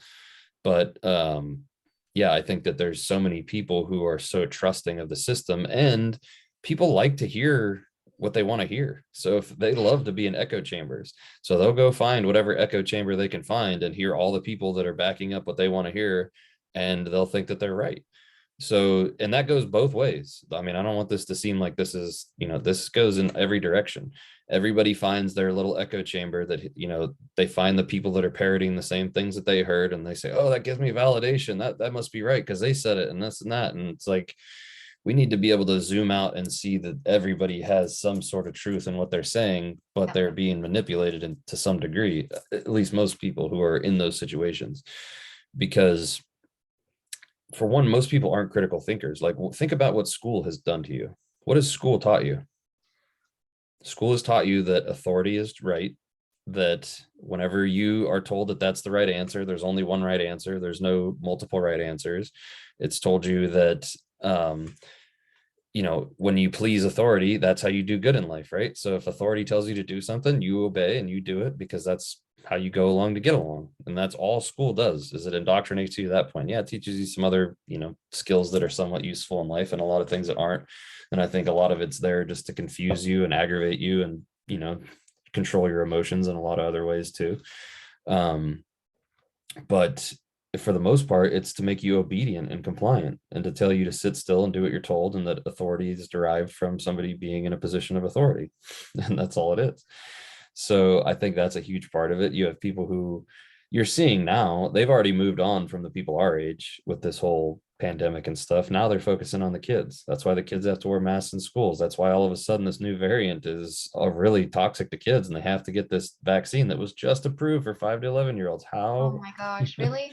I didn't Yeah, even I mean, realize that that's what yeah, they're doing, but yeah, it's focusing on the kids now because they know that they got as many adults as they can already. All the adults that are going to go along with it have already went along with it. Everybody else is awake to it. So now focus on the kids, because then you have the whole next generation. And that's why they don't want parents knowing what they're teaching in schools. That's why they want kids wearing masks 8 hours a day. I mean, it's once you know, and it's so obvious. That's why I wish more people knew, because and I'm sure a lot of people who are watching this already do know, but we need to get the yeah, rest of it well, awakened. I think a huge part of this whole thing is also that people are very afraid. Fear. That's why everything is fear. I mean, so for example, I sometimes I have so much, like I have enough of it. That's what I mean. And I wish that I can just like shout things out, just stop this idiotic treatment of us. Like I do want to go, maybe watch a movie. I can't because I'm not vaccinated. Am I dying because I can't go? No. But there's like a moment when I would be like, damn, this just doesn't make sense. Who am I going to like hammer down? Like, hello, you know? But I'm not saying I'm afraid. I just don't care. Right. But this is a little thing. But let's say um, I had to delete part of the video because, yeah, you don't want to risk it Yeah, it's annoying. for one thing or another. But I mean, I totally agree with you, and I'm 100% on the same page with you. But I also feel like that's, if we really boil everything down, what we're doing right now and fighting this whole thing is what we came here to do. This is part of our mission, is Exactly. to illuminate the bullshit to everybody else who can't see it for themselves, and to help point out the hypocrisy and the contradictions and all the other things that keep popping up on the daily basis. Hmm. So it's kind of like, yeah, it sucks and it's annoying, but it's also like, well, if that wasn't happening, we really wouldn't have much of a purpose. So it's kind of you can look at it from both sides of the coin in a way. Yeah. I think a lot of people just transfer themselves somewhere. So let's say either I'm vaccinated, I go and I have a job and I have life and I can travel and I can do all these things, right? So I don't care, you know. Yeah, Or I started my own business. I don't have to be vaccinated. I don't have to care much about what is going on news and what kind of restrictions, because I created my own reality and I'm fine. So I don't care. But sure. then I'm still in between. So for me, I do care. Yeah. So it's sometimes frustrating. Do I Oh, am yeah. I scared to come out and like say certain information? Because not for myself. I don't know what kind of ripple effect it could have on other people in my life, for example, right? And I do Yeah. have to be mindful of that. But if they do anything to me right now, I don't care. It's because there's only one thing I do care about. It's the darkness that I would never want to sell my soul to. Yeah. Yeah. So Well, and that's that, like I said, there's things like I don't talk about certain things. I haven't made videos about certain things I've channeled yet. I'm starting to come around with certain things as other people, channel it and stuff too. But I don't want to, I've already gotten one of my videos taken down and gotten a warning and stuff. So I don't want to get my all right. channel banned, so that's kind of where I'm not afraid of the consequences. I'm not afraid of being harmed or anything like that. But I also don't want to get my channel taken down because I've worked really hard to get where I'm at right now. So it's kind of one of those, I'm just playing by the rules type of thing, because this is, there's parameters to every game, right? There's rules to every game that you play, and the rule to this game is don't post these things or you're not going to be able to, YouTube, they don't have to let you use their platform. And that's one thing I think people get caught up in sometimes too is they're a private company. They can do whatever they want. If they don't want you to use they're letting you do it for free. They're letting you use this platform that is enormous to reach all of these people. And if they don't want you letting certain content out, I mean, that's their prerogative. I don't have to agree with it or not, but that is their prerogative to do so. So if I want to use this platform that they're allowing me to use, I got to play by their rules. And so it is what it is. It So I is don't what make it is. videos about certain things or talk about certain One, things. So but then you do, and you do also spread very helpful messages, yeah, which and that's I you look are at the allowed. yeah, and that's the way I look at it too, is I can do more good playing by the rules, and I'm sure the things that I have to say, wouldn't be, that would get taken down would help people too, but I can be just as helpful saying other things that aren't going to get me taken down, Yeah, so. and that's what I'm questioning. Like, when is it going to be okay? I'm not sure, but they are saying whoever they I'm referring to, are saying that the time is coming when the truth will be revealed. So I don't know. Well, I think this trial that's going on with this Ghislaine Maxwell is going to roll a lot of heads. Um, so that's probably how it will happen when things in society happen on a bigger scale, and Yeah. you as Well, a smaller individual spreading the truth is a little different than when things happen more on a not just local level, but I know what, what you're saying. Yeah, on the national? well, it's that whole thing where people, if it's on the news, it's true, right? So if it makes the news, then it's true. So I think that's a lot of it for people. I So mean, if the I can be news, on news too. Just kidding. Sorry. yeah, but they don't, and that's the whole thing that people have been so conditioned, right, through college and other things. Where's your sources? What are they scholarly sources? Which basically just means that they are the people who want the information out. They wrote it, So it's a huge game that people don't fully understand. That's why, and I still every once in a while I engage and I regret it afterwards, but I start arguing with people online. Oh, post your sources. And it's like, dude, I've been researching for how many years? Like, I don't have every source. Most of them have been deleted by now. Every source that they can find that contradicts the narrative gets deleted at some point. So it's hard enough. And then some of it's channeled information. What am I going to say? Divine beings told me that this is not happening, or this is, so it's like, I'm not gonna, and so then I end up seeing like I don't know what I'm talking about, but it's like I just have to disengage because I'm not going to go through and waste my time trying to find all these sources, and like it's a waste. So if you want to have the conversation and you want to understand, I'm more than happy to. But if you're going to start question it, like I don't need you to believe me. I don't care if you do or not. I'm trying to help you. So it's not a matter of me getting some sort of external validation from you saying, oh, look at this guy, he knows what he's talking about. I don't give a shit if you think anything about me. So It's the light, what you just said, the probably very beginning or close to the beginning of this video. The yeah, light doesn't need to fight. yeah, It just is. And yeah. as it goes, it goes. Yeah, and like I said, I'm here to try to help people. I don't want people to get sucked into this thing. I am aware of what's happening. I'm trying to do whatever I can, my small part or whatever, but I'm not going to go out of my way anymore to, I'm not going and finding sources. And if you want to go do it on your own, by all means. But if you don't, and I'm not saying trust what I say, go research it, but at least, be curious. Yeah. And that's enough. Yeah. Spark the curiosity or inspire each way. I don't know. Yeah. Do you want to find more about the negative? Are you ready to face it? Well, because that's the thing, Yeah. all the information is available. Everything that you want to know about is out there. It's already been released. It's already somewhere on the internet. So if you really want to know it, go find it. That's what I got as a message this morning as well. Like, the information is there. Mhm. You don't have to Whether do you believe it anything. or not, is Yeah. it a source that you can trust? Yeah, of course. But information is information, right? I was saying that sarcastically for the people Yeah, who no, I can know. only trust news sources, like because like I said, all the information has been reported. Everything that you're going to find out in the near future for whoever doesn't know what's going on, it's already been out there for years. It's just a matter of all your conspiracy theorist friends probably already know about it, or at least know half of it. It's just a matter of who's actually willing to go dig up the research, put the pieces together, and just find all the information that makes everything fit together and how this all ties together. Every conspiracy theory, other than the obvious stupid ones like flat earth and some of the other ridiculous ones, but all the 9/11s and the Afghanistans and Iraqs, all these things, all of the current, the fiat currency, all of these things, the pandemic, they all play together going back, hundreds of years.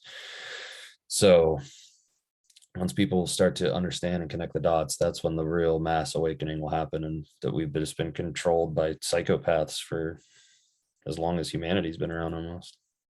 Yeah, that's what the woman on the podcast that I mentioned, distinguishing what is the narcissist and psychopath, she said the same thing. She said that basically a lot of things were run by psychopaths, like wars, because they didn't feel like they have, lives in their hands. I mean nothing. And so, mhm. I need to go back to something I forgot. Fear. So probably that's why we are, and I don't mind to go through what I'm going through. The cleansing, for example, whatever the, I don't know, attachment or fear to something it is creating in me and so on, because that's what's needed. And everybody has, again, something else to detox. And it's, I don't know, it takes longer or shorter. For you, maybe it took a few months. For someone, it's going to take 5 years. Well, and I But it's think it happening. depends on what you're going through and how, a lot of people say that they're willing to do stuff, but how many people put into practice the actions that it takes to accomplish the thing? And that as well. It took me as well to realize that I have to be consistent, that I do have to be disciplined. Yeah. And for example, I was watching your video about, let's say, doing the 5 things every day or every morning, and then drinking water and so on, right? So that wouldn't be something that I would do 2 years ago, drinking water right the first thing in the morning. Mm-hmm. Did I do it subconsciously? Well, it depended on how late I was coming to work or not. Yeah. So, little things like that. But now I'm pretty consistent with, it's, let's say 2 years ago, it would be like, oh, who cares? It doesn't matter. But now this matters the most. If you don't drink the water in the morning, everything else comes, as a consequence of it and so on. So how does it make you feel, by the way, do you notice a difference drinking the water? Yeah, for sure. Yeah. For sure. But and also, how much time do I have to spend with this water? Sometimes I just drink it. Sometimes I do spend time with this water. Interesting. So for example, gratitude, even a month ago, I still could not be grateful for something that I'm grateful for today, just as in fear. Today, I see it as the best thing ever. Yeah. And I would be avoiding it or at all costs, even maybe a week ago, I don't know. Or I didn't even see some things, right? So it's really interesting how, I do believe now that it can change in overnight. Oh, yeah. Well, so many things. Because so many people are haunted by this fear or whatever. And then once they turn around and face it, and they're like, that's what was haunting me this whole time. That's what was controlling me, is this little thing that I let become this giant monster. And that's what so many people, and I'm not all the way over it either. I still don't post half my videos on Facebook and stuff, and for whatever reason, I don't know, probably some sort of fear, in the back of my mind. I don't know, subconsciously, whatever it is. Not really ready to tell everybody who and what has happened to me over these past few months. It's quite a change in direction, if you will. It's going from, the world that I was in to where I'm at now. And so I don't really care what other people think. So I don't know why I don't do it, but I can tell you, I think it is fear because Joy, I did her video or interview with her. She declared something. I don't want to say. If anybody wants to watch, you can. Yeah. So she was in fear to face that. Something happened in her childhood while she was trying to ascend to her spiritual gifts. She couldn't because of this. So she had to clear that fear in order for her to clear up that maybe soul and channels and align herself with who she is. And then she unlocked another level of herself. So she just wasn't ready. It's very painful. Yeah. That's what it comes down to. It's very painful, and pain takes courage. And if you have to face it by yourself, it's much harder. So it's good to have someone, and they don't have to fix you. Yeah. Just be with me. Yeah. Yeah. Yeah. And not everybody has that somebody, right? So anyway, fear and pain. Yeah. Well, and I think one is caused by the other sometimes too, you have pain, you experience pain, and it creates fear of something in the future because you don't want to experience that pain again, which is part of, I believe, the reason we have pain as a programming, to avoid, you touch the stove when you're a kid. All right, let's not do that again, type of thing. Yes. And then on the other hand, though, if you don't face that pain, you're never gonna address that fear. Yeah. Then with that fear, obviously not gonna address the better life that you can have, because then. Well, and I think there's like that. Then, Oh, I'm sorry. Go ahead. no, it's okay. I was just going to say, and I think that there's like that line of distinction too, where it's like, okay, yeah, you did something stupid like touch a hot stove, so you learn don't do that again, but that shouldn't keep you from cooking, because you burnt yourself one time. So it's kind of that, or like the old saying, you fall off a horse and get back on again and, ride, where it's, yeah, it hurt and it sucked and you don't want to fall off again. So try to do whatever you can to not fall off, but that doesn't mean don't get back up there and keep riding, and so I think that people have to understand that balance of where it's, paralyzing you and not allowing you to live your life, or when it's preventing you from getting hurt, or doing something dumb. What are you doing, dog? 1 second. I'm sorry. My dog is going nuts here. I gotta let him out real quick. Sure, no problem. Come on, go. Outside. Go. Maniac. Knock over my guitars over here. Okay. Sorry about that. So funny. Yeah, we would have kids or animals, pets, yeah, that were in the way of these Zoom videos. Yeah. So, pain. Sorry, what were you saying? Yeah, just don't let it, kind of control. Right. Your actions, but also understand that it is there as a, kind of preventative measure to prevent yourself from getting injured and hurt, and, we think of pain as a physical thing, but emotional pain is another type of, where maybe now you don't do this because you got rejected one time and that scarred you emotionally and gave you that pain. And, you got to overcome that stuff too, and understand that, fear of rejection is, and that's probably part of why I don't post my video on Facebook. It's probably some underlying theme with that, but that paralyzes a lot of people and prevents them from doing a lot of things in their lives that would give them a lot of joy. And, that fear is, stopping you from doing something that maybe if you did do it, it would create such joy in your life, and you don't look at it from that. One thing that is very interesting is, everybody always says, well, what if it doesn't work out? What if this happens? Or what if it doesn't? And nobody ever asks, what if it does work out? What if it does go well? Why don't you ever ask that question? What happens if it goes well? What happens if it goes great? It's always, well, what if I screw it up? What if I do bad? Well, what if I do great? What if I do awesome and it changes my entire life for the better? Like, do we ever think about it that, it's always the negative side. We don't ever, what if it's positive? So reframe your what ifs. What came through in the name of love. Yeah. So that's what conquers the fear, the paralyzing fear in this way. So for example, I'm not going to touch the stove, obviously, but I'm not going to be paralyzed, never ever to cook again, because Right. You need to eat in the name of, love, whether it's for survival or for cooking or something like singing for me. I was probably talking, singing, and reciting before I was ever, able to walk. And that was just something that I, anybody would declare when I was, 1 year old or 1.5. I didn't have that consciousness or memory of myself, right? So that's all I know from other people. And back then we didn't have cameras, so I don't have the evidence. Yeah. But yeah, never ever I was supported. So I couldn't go. And, I was, given the jealousy kind of attitudes and so on. So it really took me off the path of pursuing singing. In the name of love, I don't know how it happened.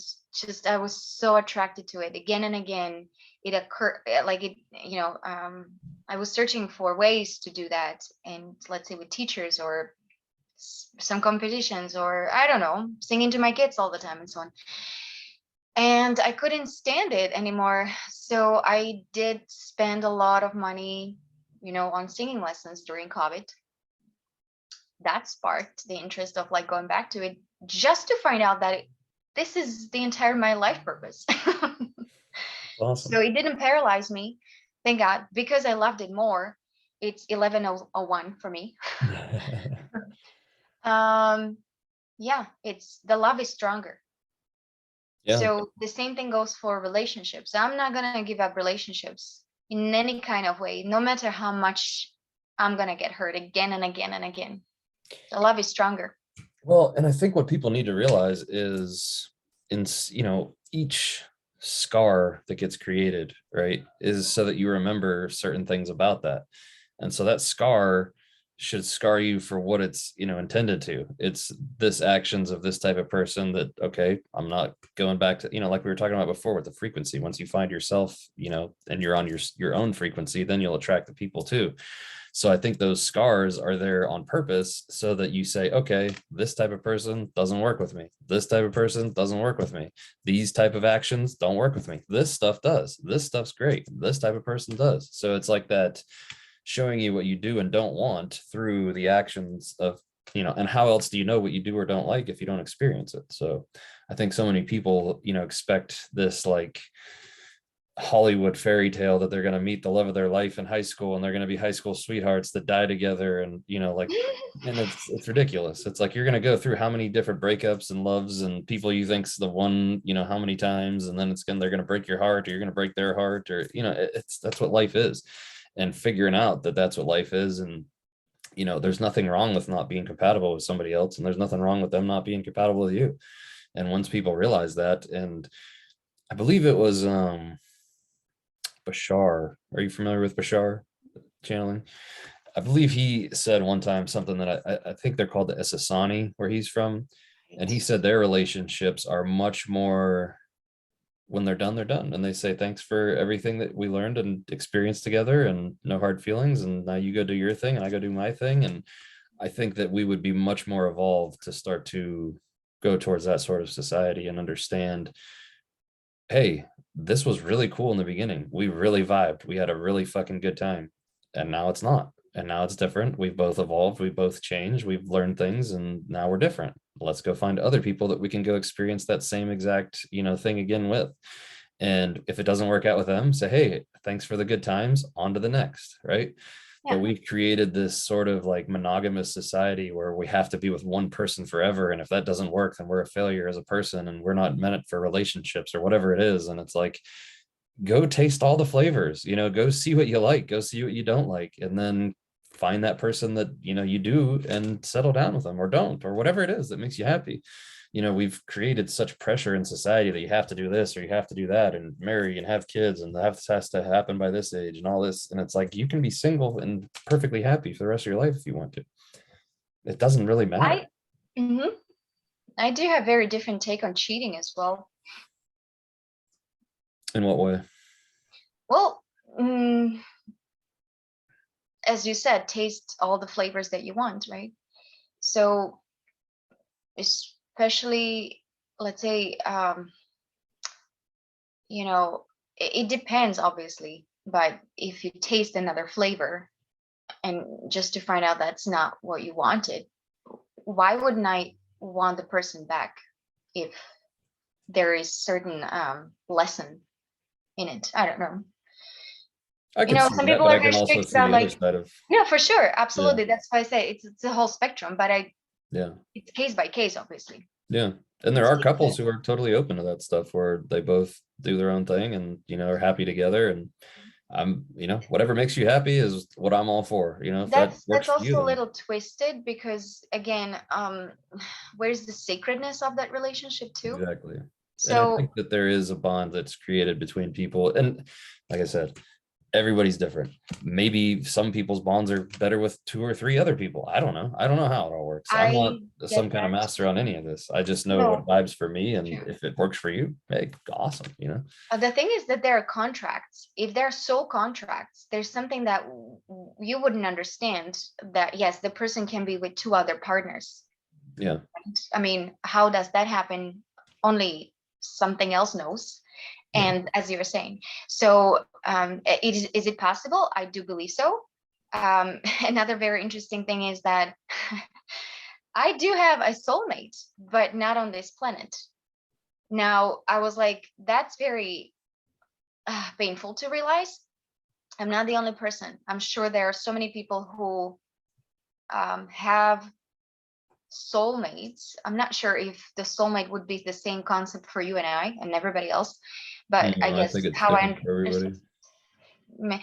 So let's say if the soulmate means a person that you are meant to be with, like really strong bond for over Like periods of timelines or like something. a romantic relationship, you mean? Yeah, yeah, yeah. So he or that entity or that energy is not manifested in a physical body here. So I'm not going to be able to ever meet him. However, um, I'm allowed to have relationships because that's what I came here to live, this kind of life, right? So I am to search for the kind of frequency of that relationship that I would have if I'm not a human being. So in, let's say, the astral realm, if I have that relationship, how can it look here? How can it look like here? Um, so I am to get to the point where, with my highest vibe that I can ever achieve here, I can find that person that would create that bond, that kind of relationship I'm looking for. Maybe the kind of relationship you have, Yeah. right?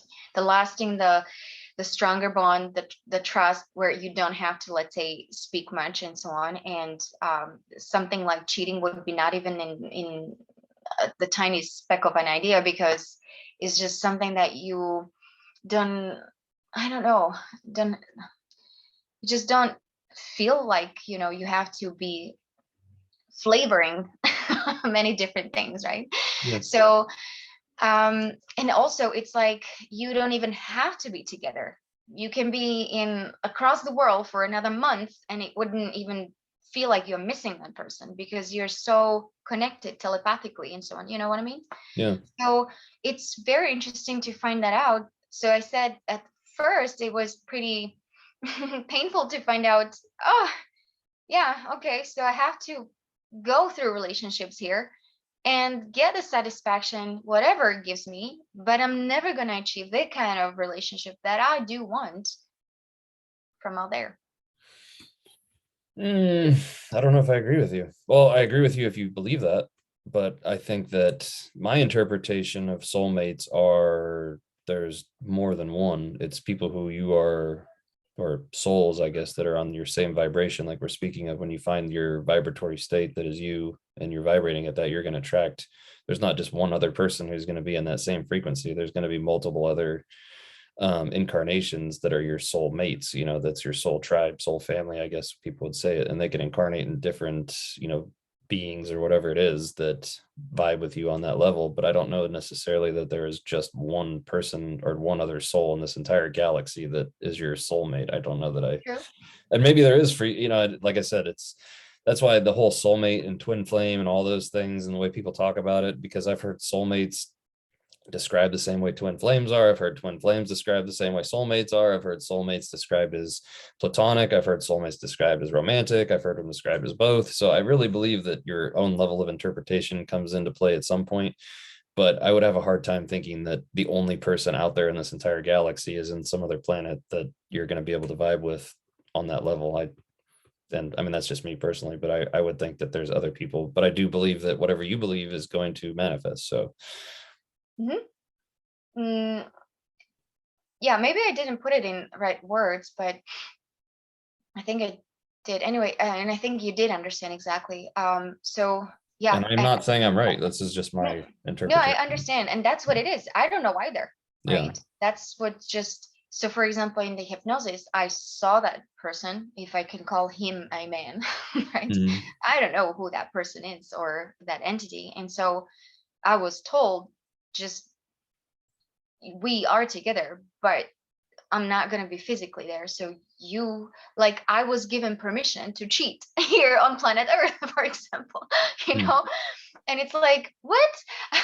And so that's why I would say this cheating is very, it's again, we made it into something, this monogamous relationship. You cheat, never again. I'm never going to see you. Well, hold on for a minute, right? Yeah. And of course, this is Depends. It all on really the depends. human aspect, right? Because I mean, all Yeah. of this is, I mean, the physical act of cheating anyway only exists in the human form. So the whole idea of it anyway, and I'm sure once we are, have all passed on and are looking back on our life review or whatever and see the things that, if you got cheated on or cheated on somebody else, I'm sure that it is like, that was part of living life, type of thing. I'm sure it just basically comes down to that. But here on this plane and the way we understand it and interpret it, because there are, uh, whether it's true or not, the physical act, there is more to it than we understand, right? And so and it's and I get that there's people who I'm sure cheat and think nothing of it and it's just a physical act and that sort of thing. And there's people who cheat and it's, there's that attachment and those sort of things. So there's, and everything in between and reasons why you shouldn't or reasons why you should. I think what it all boils down to is, what do you and your partner think? If your partner is okay with it and you're okay with it, then do it. But if you're in a relationship that your partner is not okay with it and you do it, then you're a dick Yeah. because you knew that they weren't okay with it and you did it anyway. So I think if you want that type of relationship, then seek out that person that's willing to be in that type of relationship. But if you're cheating on somebody who doesn't wish to be cheated on or doesn't want to, or it's wrong, then I think that's not right either. No, for sure. No. When also, let's say, just what I was listening to on YouTube, this one particular QHHC practitioner, she would post these YouTube videos, but there's no picture, it's just her voice. And so she's like transcribing with her voice, voiceover, um, the session with one of her clients was that she was in her one of her past lives, actually past lives, parallel lives. She was on a mission as a um, kind of like a Akashic records, what like a person that keeps records, like in Hmm. let's say library or like Okay. in a courthouse or Yeah. something, keeping files or something. So her mission was always so funny, to go to a deceased person and write down their entire life. So then she, with that file, would go to this huge library. So, for example, like Akashic Records library, right? And file the person's life there, right? Hmm. She would go to lots of men. And so she was very curious about all of those lives of these men that she would, keep records of. But then she only had them as deceased ones. So she never, you know, knew them when they were alive. And so she wanted to know them, how their life was and who they were when they were alive. So then in this life, she manifested herself as a promiscuous woman. So all of those men that she would be writing down what their like resume, Yeah. Yeah. and store it. So what exactly happened? She was not complying, and then she didn't want to comply, so she left that mission, and she went out to the woods, and she wanted to start living different life. And because she didn't like this mission, basically, she died. She didn't survive this life. They found her, I know she found herself like in her hypnosis, like a picture of herself dead in woods or something. So um because I guess that's what kept her alive as the Akashic Records, filer or something, that she had to comply with the mission. outside this mission, she wouldn't be able to survive. So she didn't. And so now this life, she kept meeting all the men that she wanted because that's what she wanted to experience. She wanted to experience them in her life as a live man. Hmm. Now, are you going to judge her because she's so promiscuous? Like you said, where does this come from? You know? Well, a lot of So it's from like the church and, you know, the control and, you know, those aspects of, and like I said, there's, and that's why I don't want people, everybody I feel like comes to this, well, if you're on this side or you're on this side, there's no, you know, either you're for being promiscuous or you're against it, you're for cheating or against it. And it's like, I'm for whatever makes that situation works. So if she's single and she wants to be promiscuous, have fun, do whatever you want to do, enjoy life, like go do exactly how you want to live it. But if you're involved with somebody else and you don't want to hurt that other person, then maybe set up some rules and obey by those rules, or don't be with that person. Like that's to me is how simple, like, and if they're for it, go for it, have fun. But if you have somebody that you want to be with and you respect them, then why would you do something that is disrespectful in their eyes? Like that just doesn't make sense to me.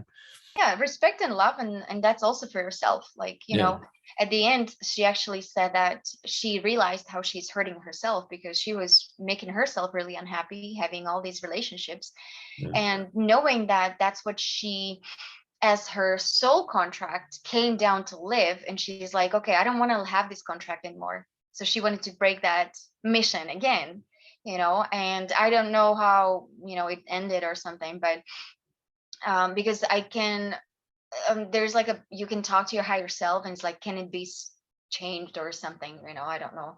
Yeah. I don't remember anyway. So but yeah, it came down to the point when, okay, I wished for it so much, so I came to live this life, but now I'm realizing it's hurting me because it's like I'm going through a lot of men. I don't I want to have like a stable relationship or not at all, but I don't want this constant, you know.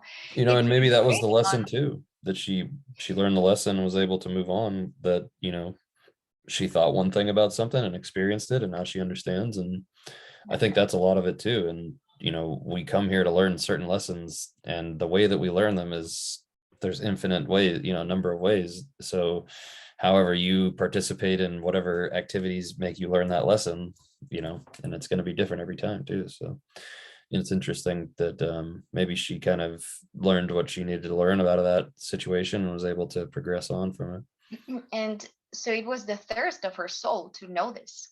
it. Mm-hmm. So funny too. Yeah. Well, and I think that's something that, you know, there's that perspective change, you know, looking at it from what we've been conditioned to think with the human, and for good reason in a lot of ways too. I mean, there's STDs, getting unwanted pregnancies. Like there's reasons why promiscuous sex is not exactly, you know, promoted either. There's there's good reason for it. But you know, doing it in a safe way and in the way that you choose, you know, I don't care. I don't care what anybody does, as long as you're not hurting me or whatever. Like I don't care what you do. But you know, there are, you know, certain rules that have been set up, you know, like with everything, some things I think the best intentions are truly put forward, and that's why there is this rule or whatever, this, you know, guideline. And then there's some that are completely about control, and then there's some that are best intentions that get turned into control. So there's all the different aspects. So I don't know which one's what, but you know, there is a reason why, you know, they say women shouldn't be that promiscuous. And I mean, men, you know, we can't have babies, and you're stuck with that problem for at least 9 months, right? Or, you know, if you want to get an abortion, whatever, that's your thing, do whatever you want to do. But there's the consequences are a lot more severe for you being promiscuous than it is for a man being promiscuous, right? So there are reasons why. It's not just because we're trying to suppress you or hold you down and not let you be all that woman is or some other stupid, you know, shit like that. Yeah, It's and the that's fact that creative. there are greater consequences for you for your actions. You know, for me, I can leave if I want to, and not like say I'm a good person if I do that, but I could do that, right? I'm not stuck with this thing growing inside of me for, you know, 9 months. So there's different consequences that happen. STDs, I mean, and that's both sides, but you know, some of those you don't really get rid of and they're not good. So it's like, if you want to go and live that lifestyle, you're increasing your chance to have that sort of thing happen to you, right? So, you know, but do you, if you think that that's fun and you're safe and you do it, or even if you're not safe, I don't care, as long as I'm not paying for it, you know, do whatever you want. Yeah. There, I don't know. I know a few examples. For example, when especially was a man, not so much women. They had long lasting relationship, and then let's say he cheated, and after a few months, they got back together, and now they have families and they're still together, very happy, married, and so on. So it was just like, maybe I wasn't sure, and I don't know, something like that, right? I had to find out, and I'm very sorry for that. But I did realize that it's not going to be anybody else, but I want to come back to you, right? Yeah, So in that case, I don't know. It's like, it really is case by case. exactly. And I mean, some people cheating is automatic. No, you cross the line, it's over. There's nothing, no going back. And then other people, there's, it's a little bit softer line. And I think there's all kinds of different factors that go into that. And I don't think that they're always whether you love the person or not. I think financial reasons, stability in your life, the kids, there's so many different factors that play into those decisions sometimes. And sometimes people just, they're not over it, but they would rather deal with that than dealing with finding a new place to live and, taking their kids to their other, person's house on the weekends or whatever it is. There's a lot that comes with all So that it's too. the same thing. How strong are you, right? Because I walked out with nothing at all, and I never ever wanted anything. Mhm. And so my guy friend, he's like, now he has to pay, this much money to her, and blah blah blah blah. And I'm like, that's horrible. I would never be able to do that, right? And he's like, oh, you never really, like, had this settlement and so on. And I'm like, no, because as you said, we were together. Thank you, and bye bye. I Mhm. never felt like I have to take from that person. Actually, I was called a gold digger, leaving with nothing. I Mhm. didn't have a job. I had nothing. And so, I built everything from scratch, in a completely different country. I didn't even have education here, nothing. Well, But thank God they did like evaluate my degree. So it was like cross kind of examination. It was okay. But I had, let's say, masters from Europe, and it was recognized. What if it wouldn't be? I would yeah. have to even have like a much lower paid job and so on. So anyway, it's like, I was strong in this way, but I'm so weak in other ways.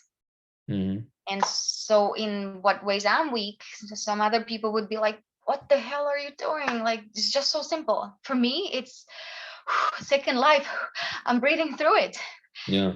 I have difficulty with this and that. And so um, I do, when we talked about the sugar coating, I do understand, and it's very good and it's very helpful.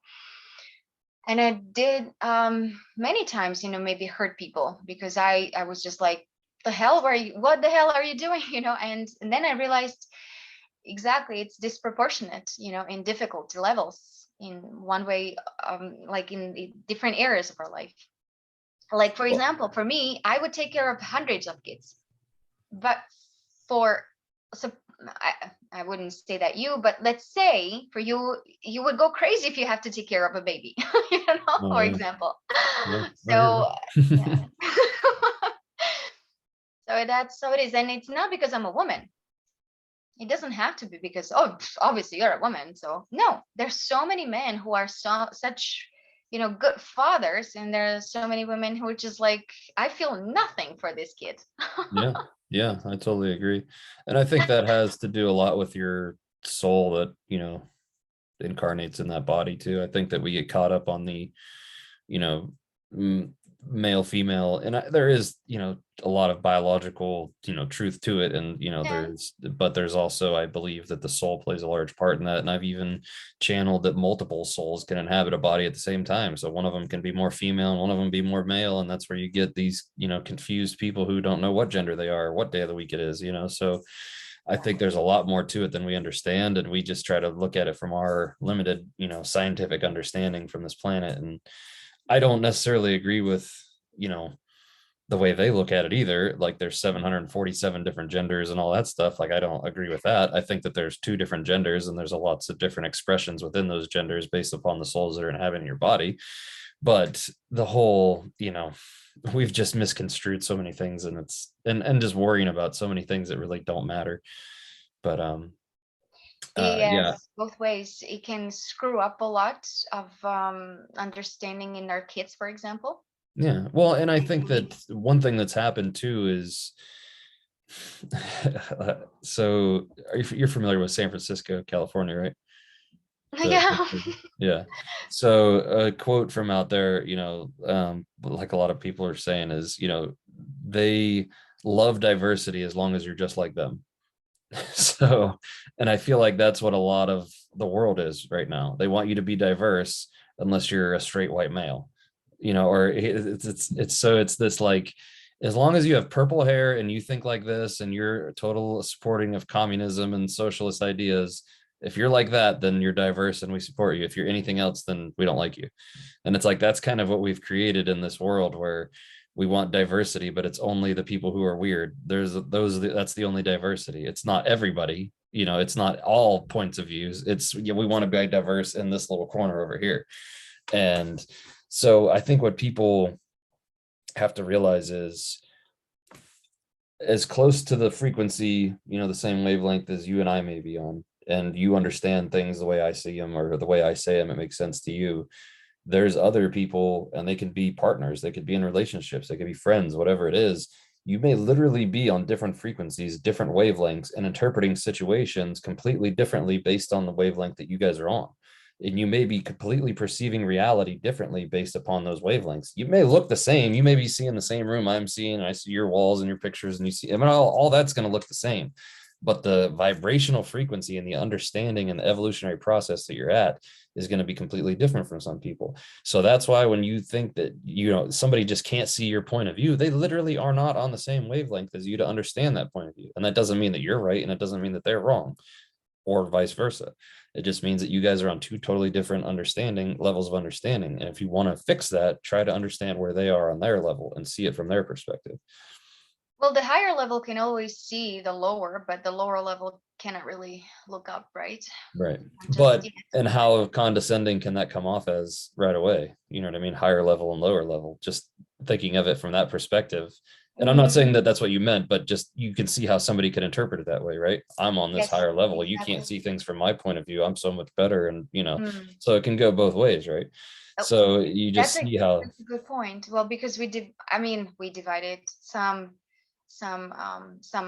started dividing the levels, and it goes like high, right, or lower. Mhm. Anyway, Yeah. so you could see from some event from a perspective of sadness, anger, and compassion. Yeah. But the compassion is probably the best, right? Because you can see all of that. Well, and I think if you could see all of them, really, if you could see why somebody's mad, you could see why somebody's fearful, and you could see why you should be compassionate. That's really the goal, is Yeah. when you can understand why everybody's coming from where they're coming from. Well, like Not for saying, example, well, if you I'm should be compassionate angry, about this. Like, why shouldn't they be angry about it? You know what I mean? So it's like, absolutely. why are they angry about it? What happened in their life that makes them angry about this situation instead of compassionate? And then when you understand those things, maybe you're not so mad at them for being angry. Maybe something happened in their life that makes their attitude towards whatever that is completely, so it's similar to, like, for me, I can't imagine how somebody doesn't love dogs. But I know there's people who got bit when they were kids, and so they hate dogs, or dogs don't like them, or whatever. So there's all these, you know what I mean? Like, but being able to zoom out and not just say, I can't imagine how other people don't like dogs. Like, okay, well, maybe they got bit when they were a kid. Maybe they had some traumatic experience. So it's Yes, for like, sure. have that ability to zoom out and understand why, instead of just saying, oh, I can't understand how nobody would like dogs. Like, well, there's probably a good reason, or maybe they just don't like them. They don't have to have a reason. No, they don't have to like them exactly. What if they are coming from some, I don't know, planet where Yeah, they just all they cats didn't and have dogs animals or chasing them all something? I day. don't know. Yeah, you never know. It's funny. But for example, you know, doing these videos, I came across someone, and I just, and I'm also learning kind of like in opening myself to intuitively be more or less accurate. So, for example, I could ask you, you don't you have to answer, but I mean, you are not going to answer. But let's say, hey, Joe, so you like skiing?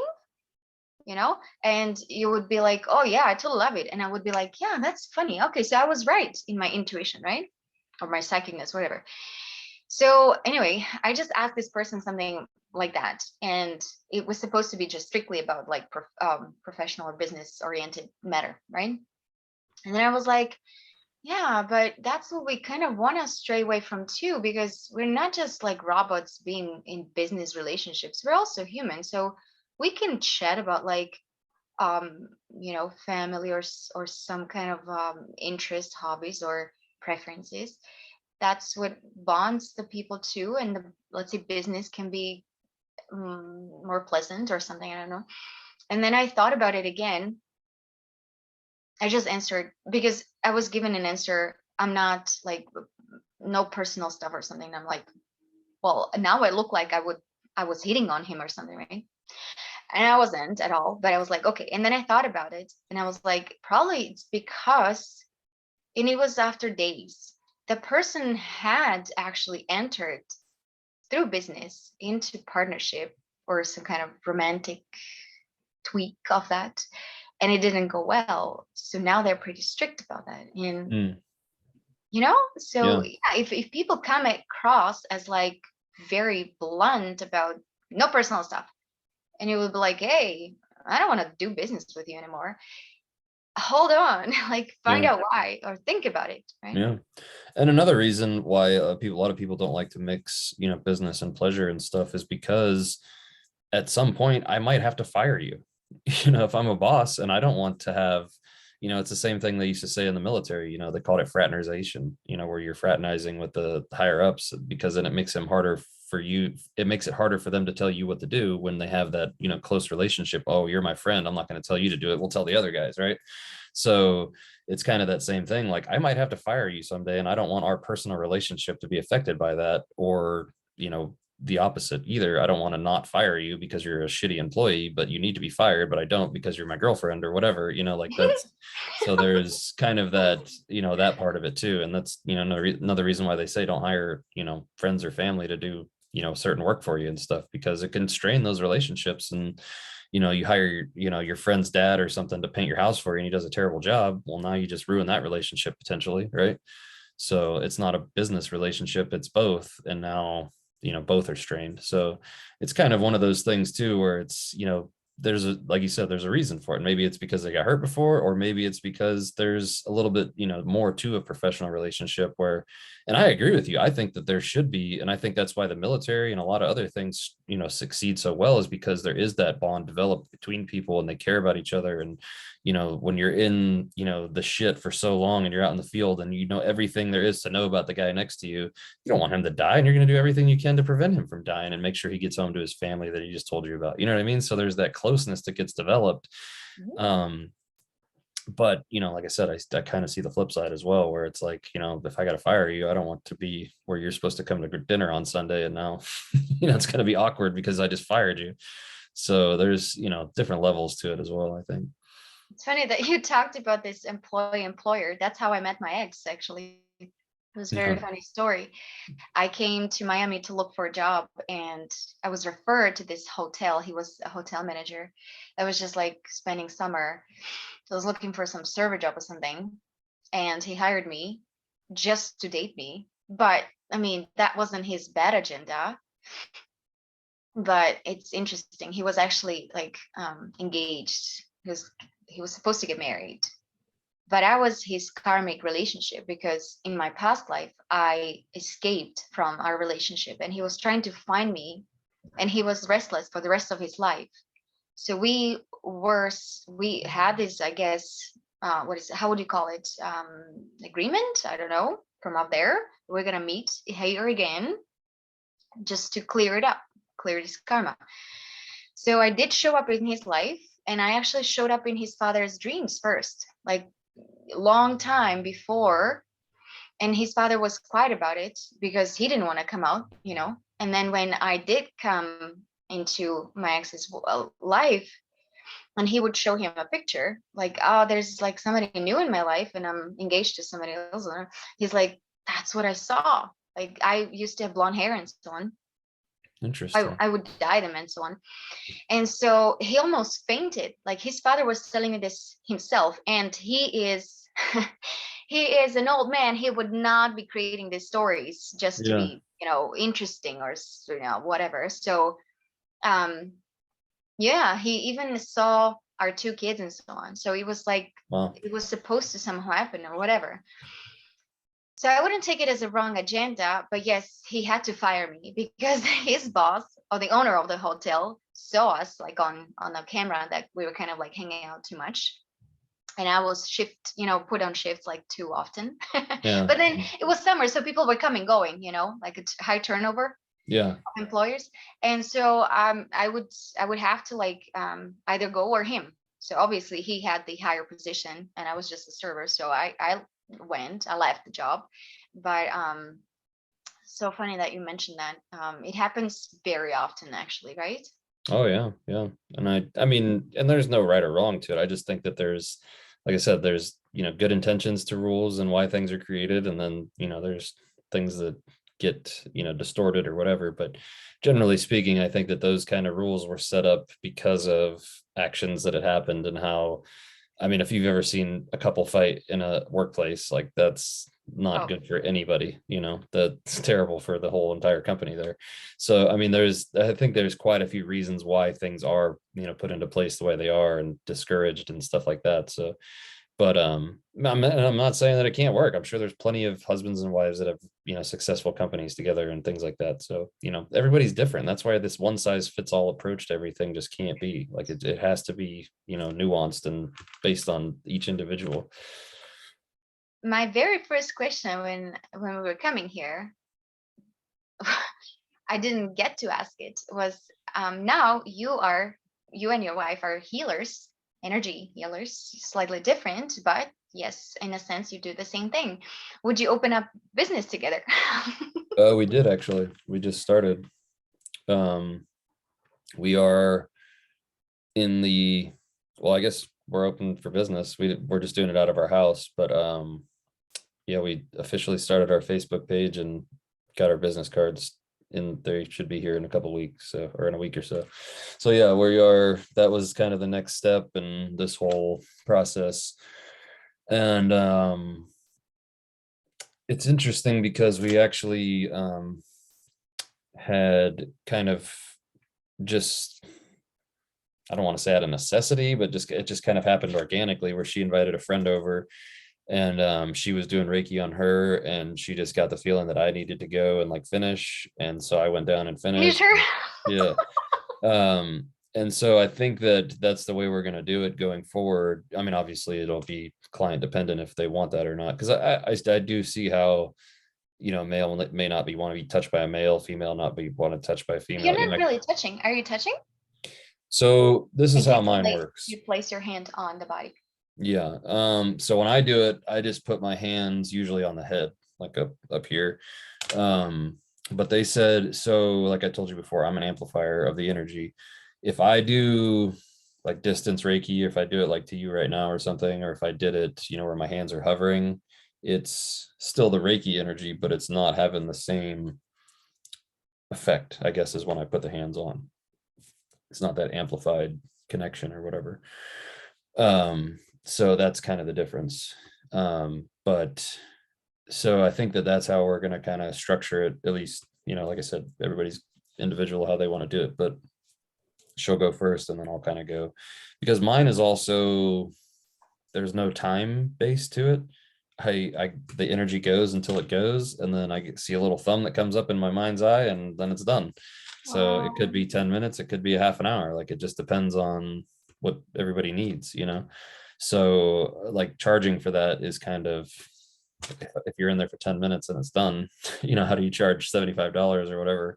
So I think with her doing it first and then me just kind of finishing it off, with however much needs left to be done, I guess, or however it works. I'm not I'm still all kind of new to how this is all playing out myself. Mhm. I had this one particular, I'm not sure if I would call her healer. She's very interesting. She's kind of mixture between Teal Swan healer, kind of like, who is Teal Swan? She's more of like a person that would navigate you towards your own answers, right? She's not like placing hands and healing energetically, but I mean, she sees everything. your past life and everything, like your kind of like a medical medium she's as well, and all of these traumas, why you are where you are, and exactly she can see, I mean, that's what she reports in the books. She can see like some events in your life specifically, like a movie. Yeah, And that's how I now do she too. see, okay. But then also, I don't know, she's a mixture of things. So this woman is very similar. She's from Czech Republic, and uh mm, sorry, I kind of lost it, so I have to tune back in. That's okay. So we were talking about the healing, Yeah, you were saying placing about the, hands, yeah, and oh yeah, so she was, for that country, she charges quite a lot, but it's because she's done a lot of work on herself, and so she can do that. But again, there are people who are, let's say, in Germany or Switzerland, and the economic situation is better, and let's say in some other countries in Europe, you can imagine, like United States is it the same? I don't know, but you have the dollars, right, all across. mhm, But then you have different wages too. So I can understand maybe from state to state, the charges may be, different for people, but yeah, yeah, in Europe is a lot more diversity. mm, So what you earn for the same job in Italy may be very different in Germany, maybe very different in Czech Republic. So, but she charges a lot. And then there are people who charge for the same thing even more because they live in another country, right? And in yeah, Canada, it could cost 500 easily. So yeah, it's like, people charge crazy money. But anyway, so um, she then increased her charges because she said that's what she downloaded. Like she can't do that, right? yeah, And it was after years and years of practicing that, right? So that's very normal for any kind of starter, maybe like you can call yourself not mhm, a beginner but a starter, right? yeah, So you figure it out, and then you also are more confident because you can talk about these financial matters even with your guides, I guess. yeah, They say, okay, it's time to increase it because you're using a lot more energy and so on and so on, right? So you need that money for other things that help you to restore whatever you yeah, need. Maybe your sources like food, maybe better place, maybe you need to move into nature or something. You need yeah, to buy a new estate or something. I don't know, right? So right. it's all very interesting. But so when you said touching, you don't have to be, I guess, afraid if you're touching the head, whether it's a female or male or a child in that sense. Yeah, but I could still see. I mean, it's weird for me to have a guy For you, touching me too. okay. So I mean, I can understand it. I'm not saying that I wouldn't, but I mean, I can understand how it's weird. And like they just kind of tell me where to go. So if I have to go to your feet or somewhere else, like I will, but normally I'm just at the head. I see. Um, what's that? Oh no, I see. Okay. Yeah. I So I thought it's mean, always just head. usually it is. Usually the head's good enough, but sometimes they tell me to go ground at the feet, or they tell me to go over some certain spot if I see it or something like that. So it's kind of very unique for everybody. And that's where I'm still kind of trying to figure out too, because, like you were just saying with that lady, I see the same thing. Like sometimes I'll see like your memories. I'll see stuff that happened to you when you were a kid. Sometimes I see Wow. things that happen to somebody else that's attached to you, whatever. So it really just, and sometimes I just see the energy. Sometimes it's just me working with the energy. So it really just, everybody's unique and different to the point so far that I'm still kind of like, I don't want to advertise myself as like a medium because that's only really happened to me one time doing that. But that's what that person needed. You know what I mean? So it was like, Chances are it will happen again.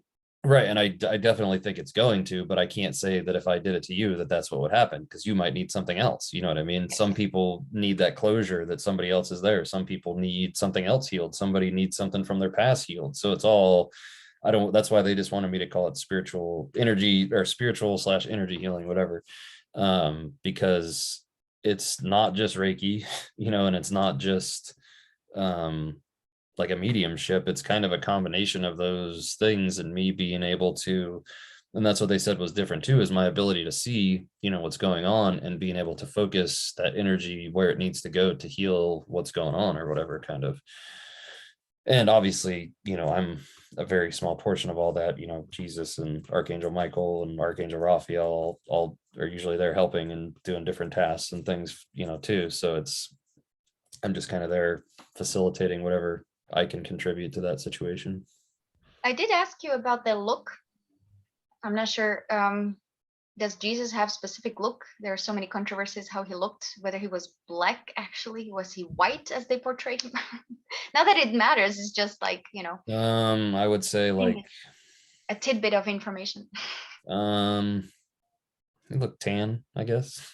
I don't know. Maybe you call it Middle East, maybe like Italian type of tan, that sort of swarthiness, I guess. Well, they usually portray all of these, like on oracle cards or the tarot cards, right? All of these ascended masters is like the beard, Yeah, they with definitely the have a long beard. hair.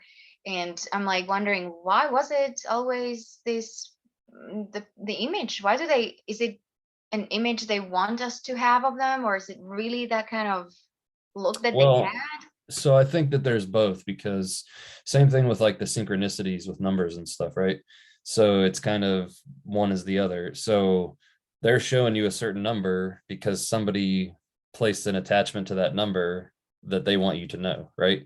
So just for example, the 333, I don't even know what it means, but it has some attachment to it, right? That somebody channeled or somebody gave an attachment to that number. So your A guides, message, you mean? huh? Like a message. Right. So if you go look up angel number 333, there's going to be some message written about it, right? That they're trying to communicate to you. Well, your angels or your guides know what that message is that you're going to go look up. So they say, hey, here's 333. Make sure you see that, right? So it's kind of not like, it's one and the same. So with going back to like Jesus and something, yeah, he may look different now, but what do you know him as? You know him as that image with the beard and the long hair and the sash and that's what you recognize. If he was dressed somewhere else, he didn't have a beard and had a shaved head, would you even know who he was? Right. So it's that kind of, so who it is and recognize them at the same time. That's the image that you know. So that's the form they're going to come in, because that's how you know who it is.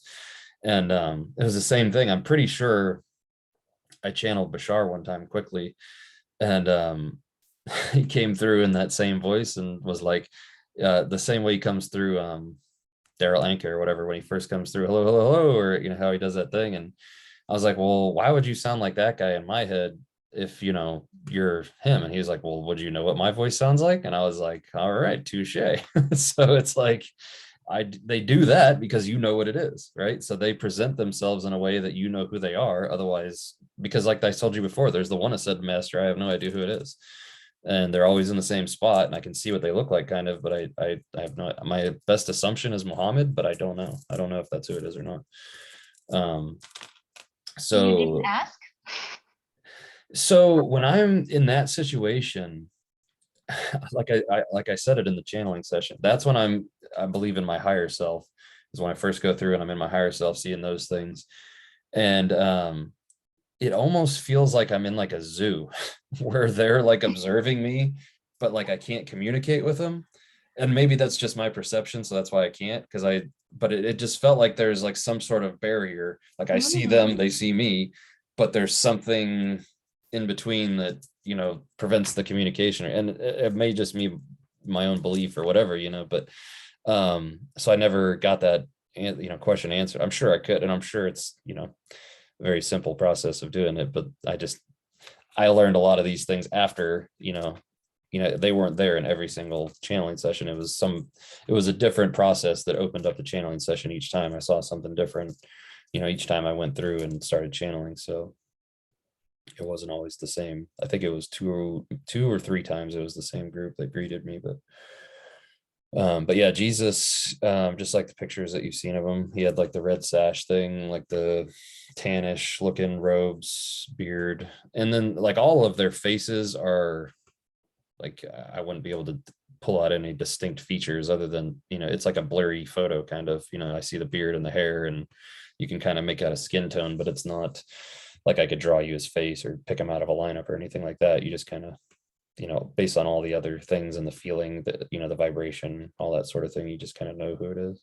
How does Raphael vibes differently than, let's say, Archangel Michael or Jesus? I don't see, I'm not, Either or I'm not Ariah, at I that mean? level to notice the subtle differences in their vibrations, but they look different.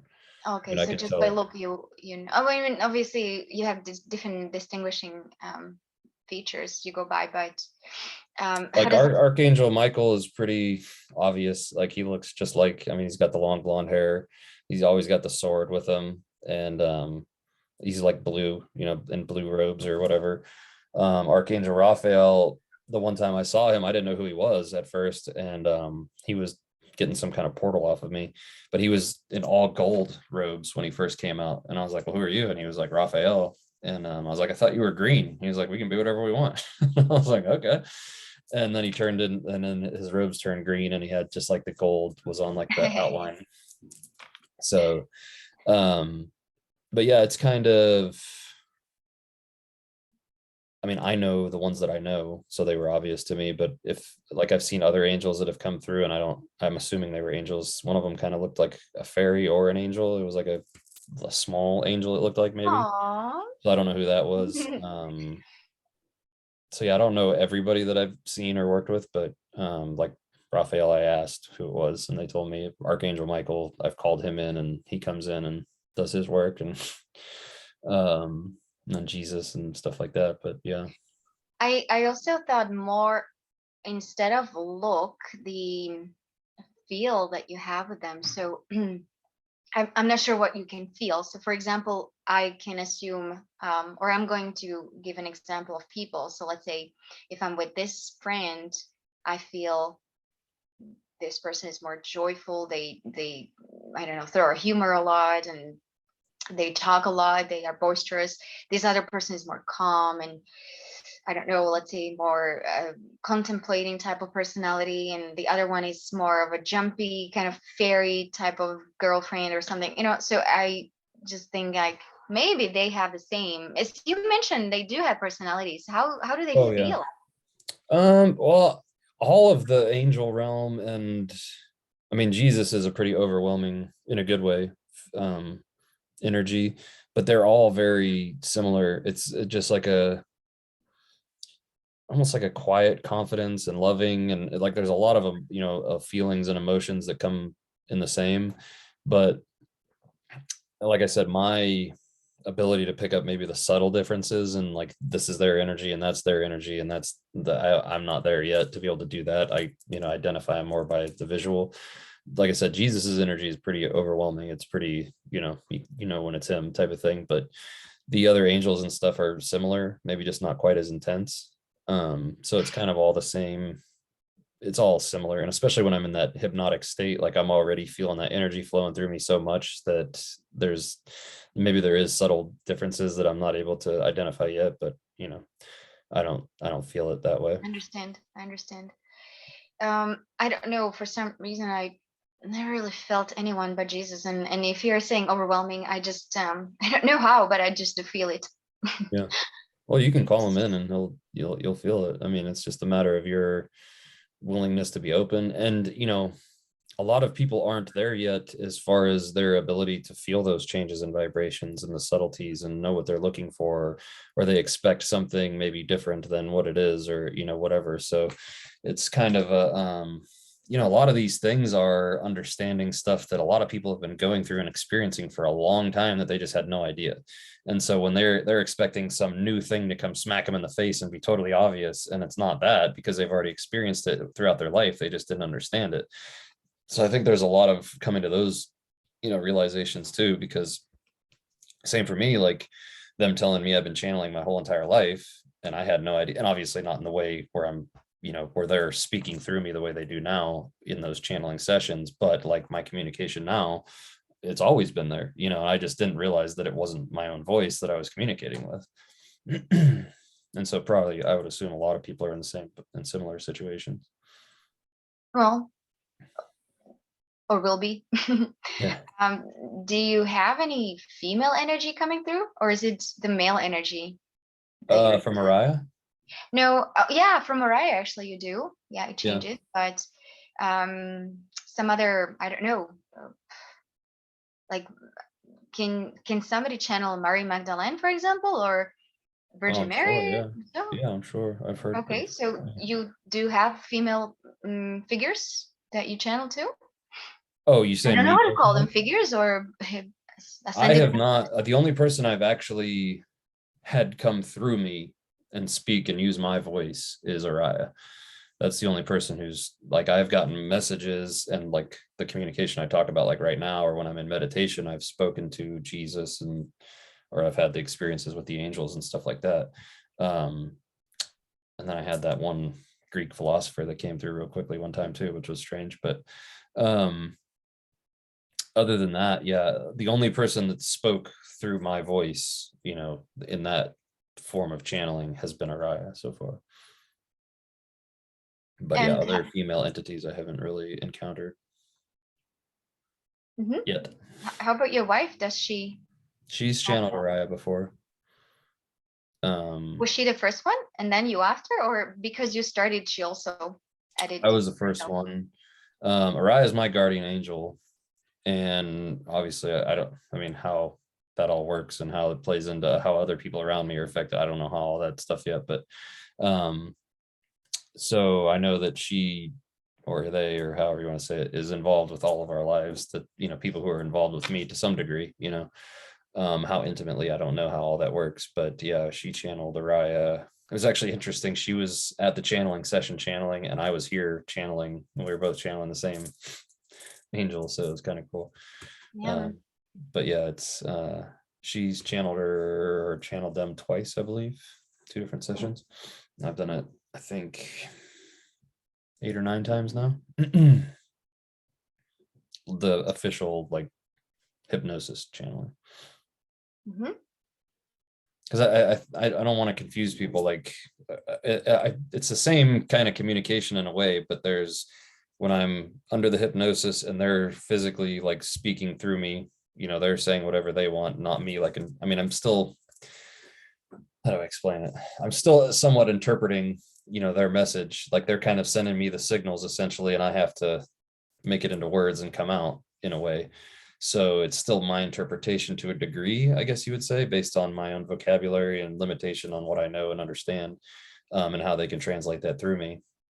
But then there's also like the channeling now, where it's basically they're sending me an image, or and I do hear messages and or phrases or some things, or sometimes we have conversations. It just depends on where my vibration's at, and how clear it is, and how much I'm trusting that day, and all those different factors. And because it's like I don't trust yes or no answers to be, I don't know if it's myself or them, or I don't even ask yes or no questions, because I need to be able to hear kind of the way they speak to differentiate whether it's my voice or theirs.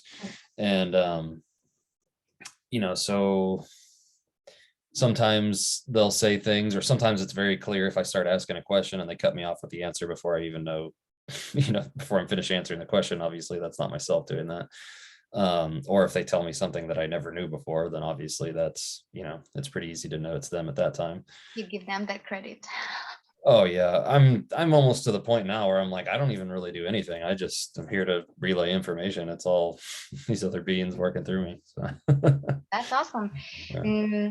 Usually it stays in a family somehow, or the family connects on the earthly plane. So how about your other family members or kids? Do they Well, follow I the don't, same path? my kids are step kids, so there's no blood, but maybe through my wife they could. I don't know. Our one, the youngest son, I think he's pretty in tune. Like he's starting to get into stuff, and I think he'll be Just able to. being in that environment, maybe does it spark their interest or so, right? It Oh doesn't have yeah. to be by blood really, but Well, and I think like you said, there's that, when you're in that environment where it's accepted, and where you can talk about it, and it's that sort of thing, which I think is how I've had a lot of people ask me how to get to the where I'm channeling, and I didn't like start off step one, I got to do this, and like I don't know, I got into it, I was interested in it, and then it happened to me. So I would say if you're interested in it, you're probably at the first step. That's my guess. If you're if you believe it and understand it and are open to it, that's, I would say the first step is probably somebody's trying to contact you to get you on that path, is my guess. So be open to it and be open to what happens. usually Again, you had Araya, but usually it starts with maybe some other entity than your higher self. Or is it like commonly for people higher self and then other entities start coming through? I honestly don't know the answer to that question. I would assume that everybody's different and depending on what they're open to, because which is one of those weird things to me, because it's like, how are you open or not open to something that you're not even aware of? And, so there's kind of that whole, I could go, that whole discussion, but, um, from everything that they've explained to me about channeling, it's very much about being on the same frequency.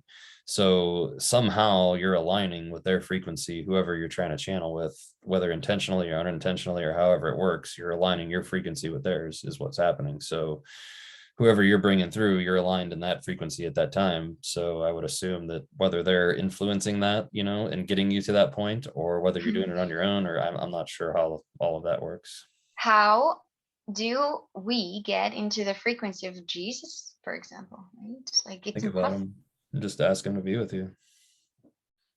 That's what would Open happen your to me heart to 'em. normally all throughout my childhood. But I mean, now that I would want to, it's very interesting. That's why I'm wondering maybe these 3 months that I was supposed to, well, I wanted to dedicate to my growth, and this relationship added that totally disrupted my path, I would say.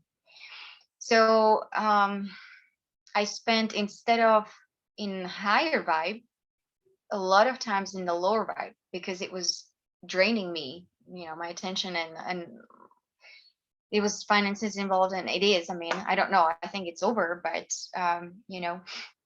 it's very interesting. Anyway, I don't want to get into it, but I want to ask you this question maybe next time. So yeah, I couldn't lift myself up so that I would, not that I wouldn't be open. It's like I'm just so feeling bad. I can't ask for this, right? But I still did get like the headaches or something when I tried to have better meditation and so on. But a lot of times it wasn't. So that was making me mad as well. Yeah.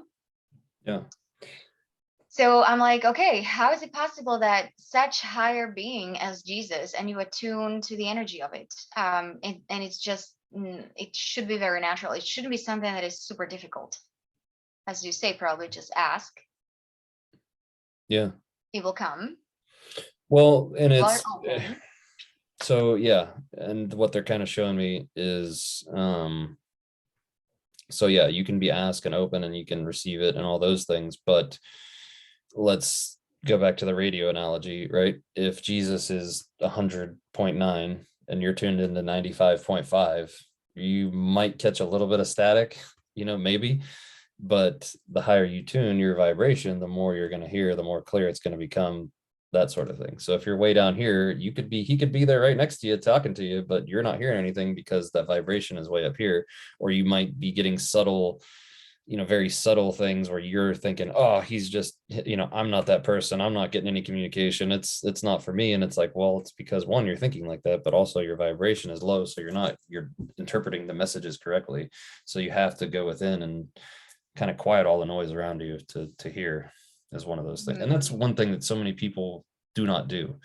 You have to quiet the noise. You can't constantly be surrounded by people talking or the TV or the radio or all these other things and expect to have communication. It's just, how are you going to have a conversation if you can't hear somebody?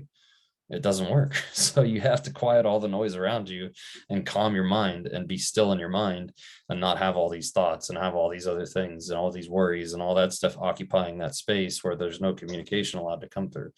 So understand there's a lot more to it than, yes, it is as simple as calling him in and he's going to be there and he's going to do what he does, regardless if you interpret it or not. But if you want to understand what's going on, you need to do the work on your end to get to that point. Right. Mm-hmm. And the work on your end could be a multitude of different things, but the ultimate goal is to clear your mind. When you have control over your mind and your thoughts and what goes in and out, then that's where you want to be. Until then you're a victim of whoever else is around you smart enough to manipulate you. Right. Mm-hmm. I guess it's just the conclusion that anything that is happening is just for you because you are in a muddy water. I was listening to, I'm not sure what his name is in that group. He's channeling Metrodon. Metatron. Oh, Sam. Metatron. Yeah. Okay, Sam. So Yeah. he was giving the analogy of muddy water, right? And so it was very good for me to realize that's a lot of times where I was in regards to this my situation, because it was just showing me that I would be in muddy water. So maybe, you know, even if, okay, so let's say you don't had added worries or added disturbances on the frequency, right? And I would be progressing a certain way, but then it's hidden still, like these uncleared, undone things, right? So the message would not be as maybe clear or as good, or the connection or the depth or whatever. So it's good that all of these things can resurface, and all of these things add to your life that kind of drain you down, because that's where the muddiness is going to clear up. And so you can then get the clearer, the higher, the deeper. So think of it this way.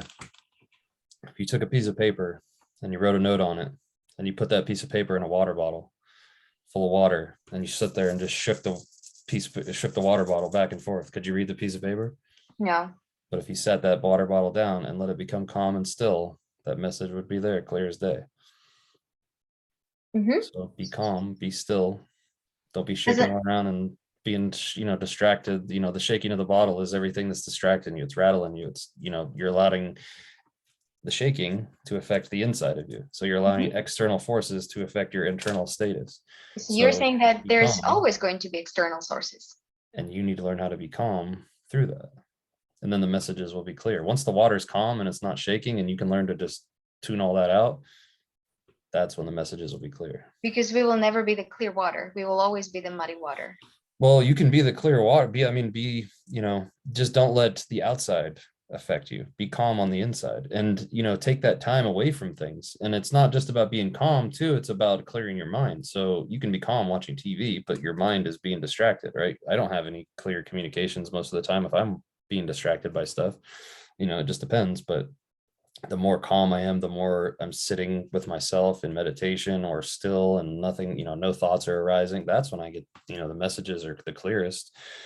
And that's the type of state of mind that we should be aiming for all the time, is our ability to control our thoughts and not let our thoughts control us. Being able to, we have that thought that pops up that pisses us off and gets us into that loop. We need to be able to just, all right, you're gone, I'm done, and on to the next. And really the next should be nothing unless you want to think about it. Your head should be clear. You should be a clear and open channel unless you want to think about something. That's hard. It's none of this is easy. It's all simple, but it's not easy. And that's the whole thing. But how bad do you want it? Do you want to practice, or do you want to complain? It's your choice. Oh, no. Not you, just in general. Yeah, sometimes I forget when we speak. I'm mostly talking to the viewers because I'm not trying to scold you here. I'm not. No, even if you do, yeah. it's okay. It's okay because that it's very interesting. I live in an area where there's lots of noise, and when I am doing certain things, I get so immersed that I don't realize where I am. So sometimes I don't realize that you're talking to everybody else. I think it's just me. And then when I'm doing the meditations, it's exactly when I tune into everything else but that. Yeah. So it's just learning, and it's learning to control, be in control. That's the biggest thing. It's much more challenging, but I used to be so much better because I had much calmer life. So I understand it's always going to be, but the degree of the external forces that we let in can be different. And this one was pretty, I don't know, just very intense. And I don't know why, but you're going to have many relationships, and just 3 out of 10 can get you like a lot. I don't know why. Yeah, but look at that. That's 30%. 70% we're good. So yeah.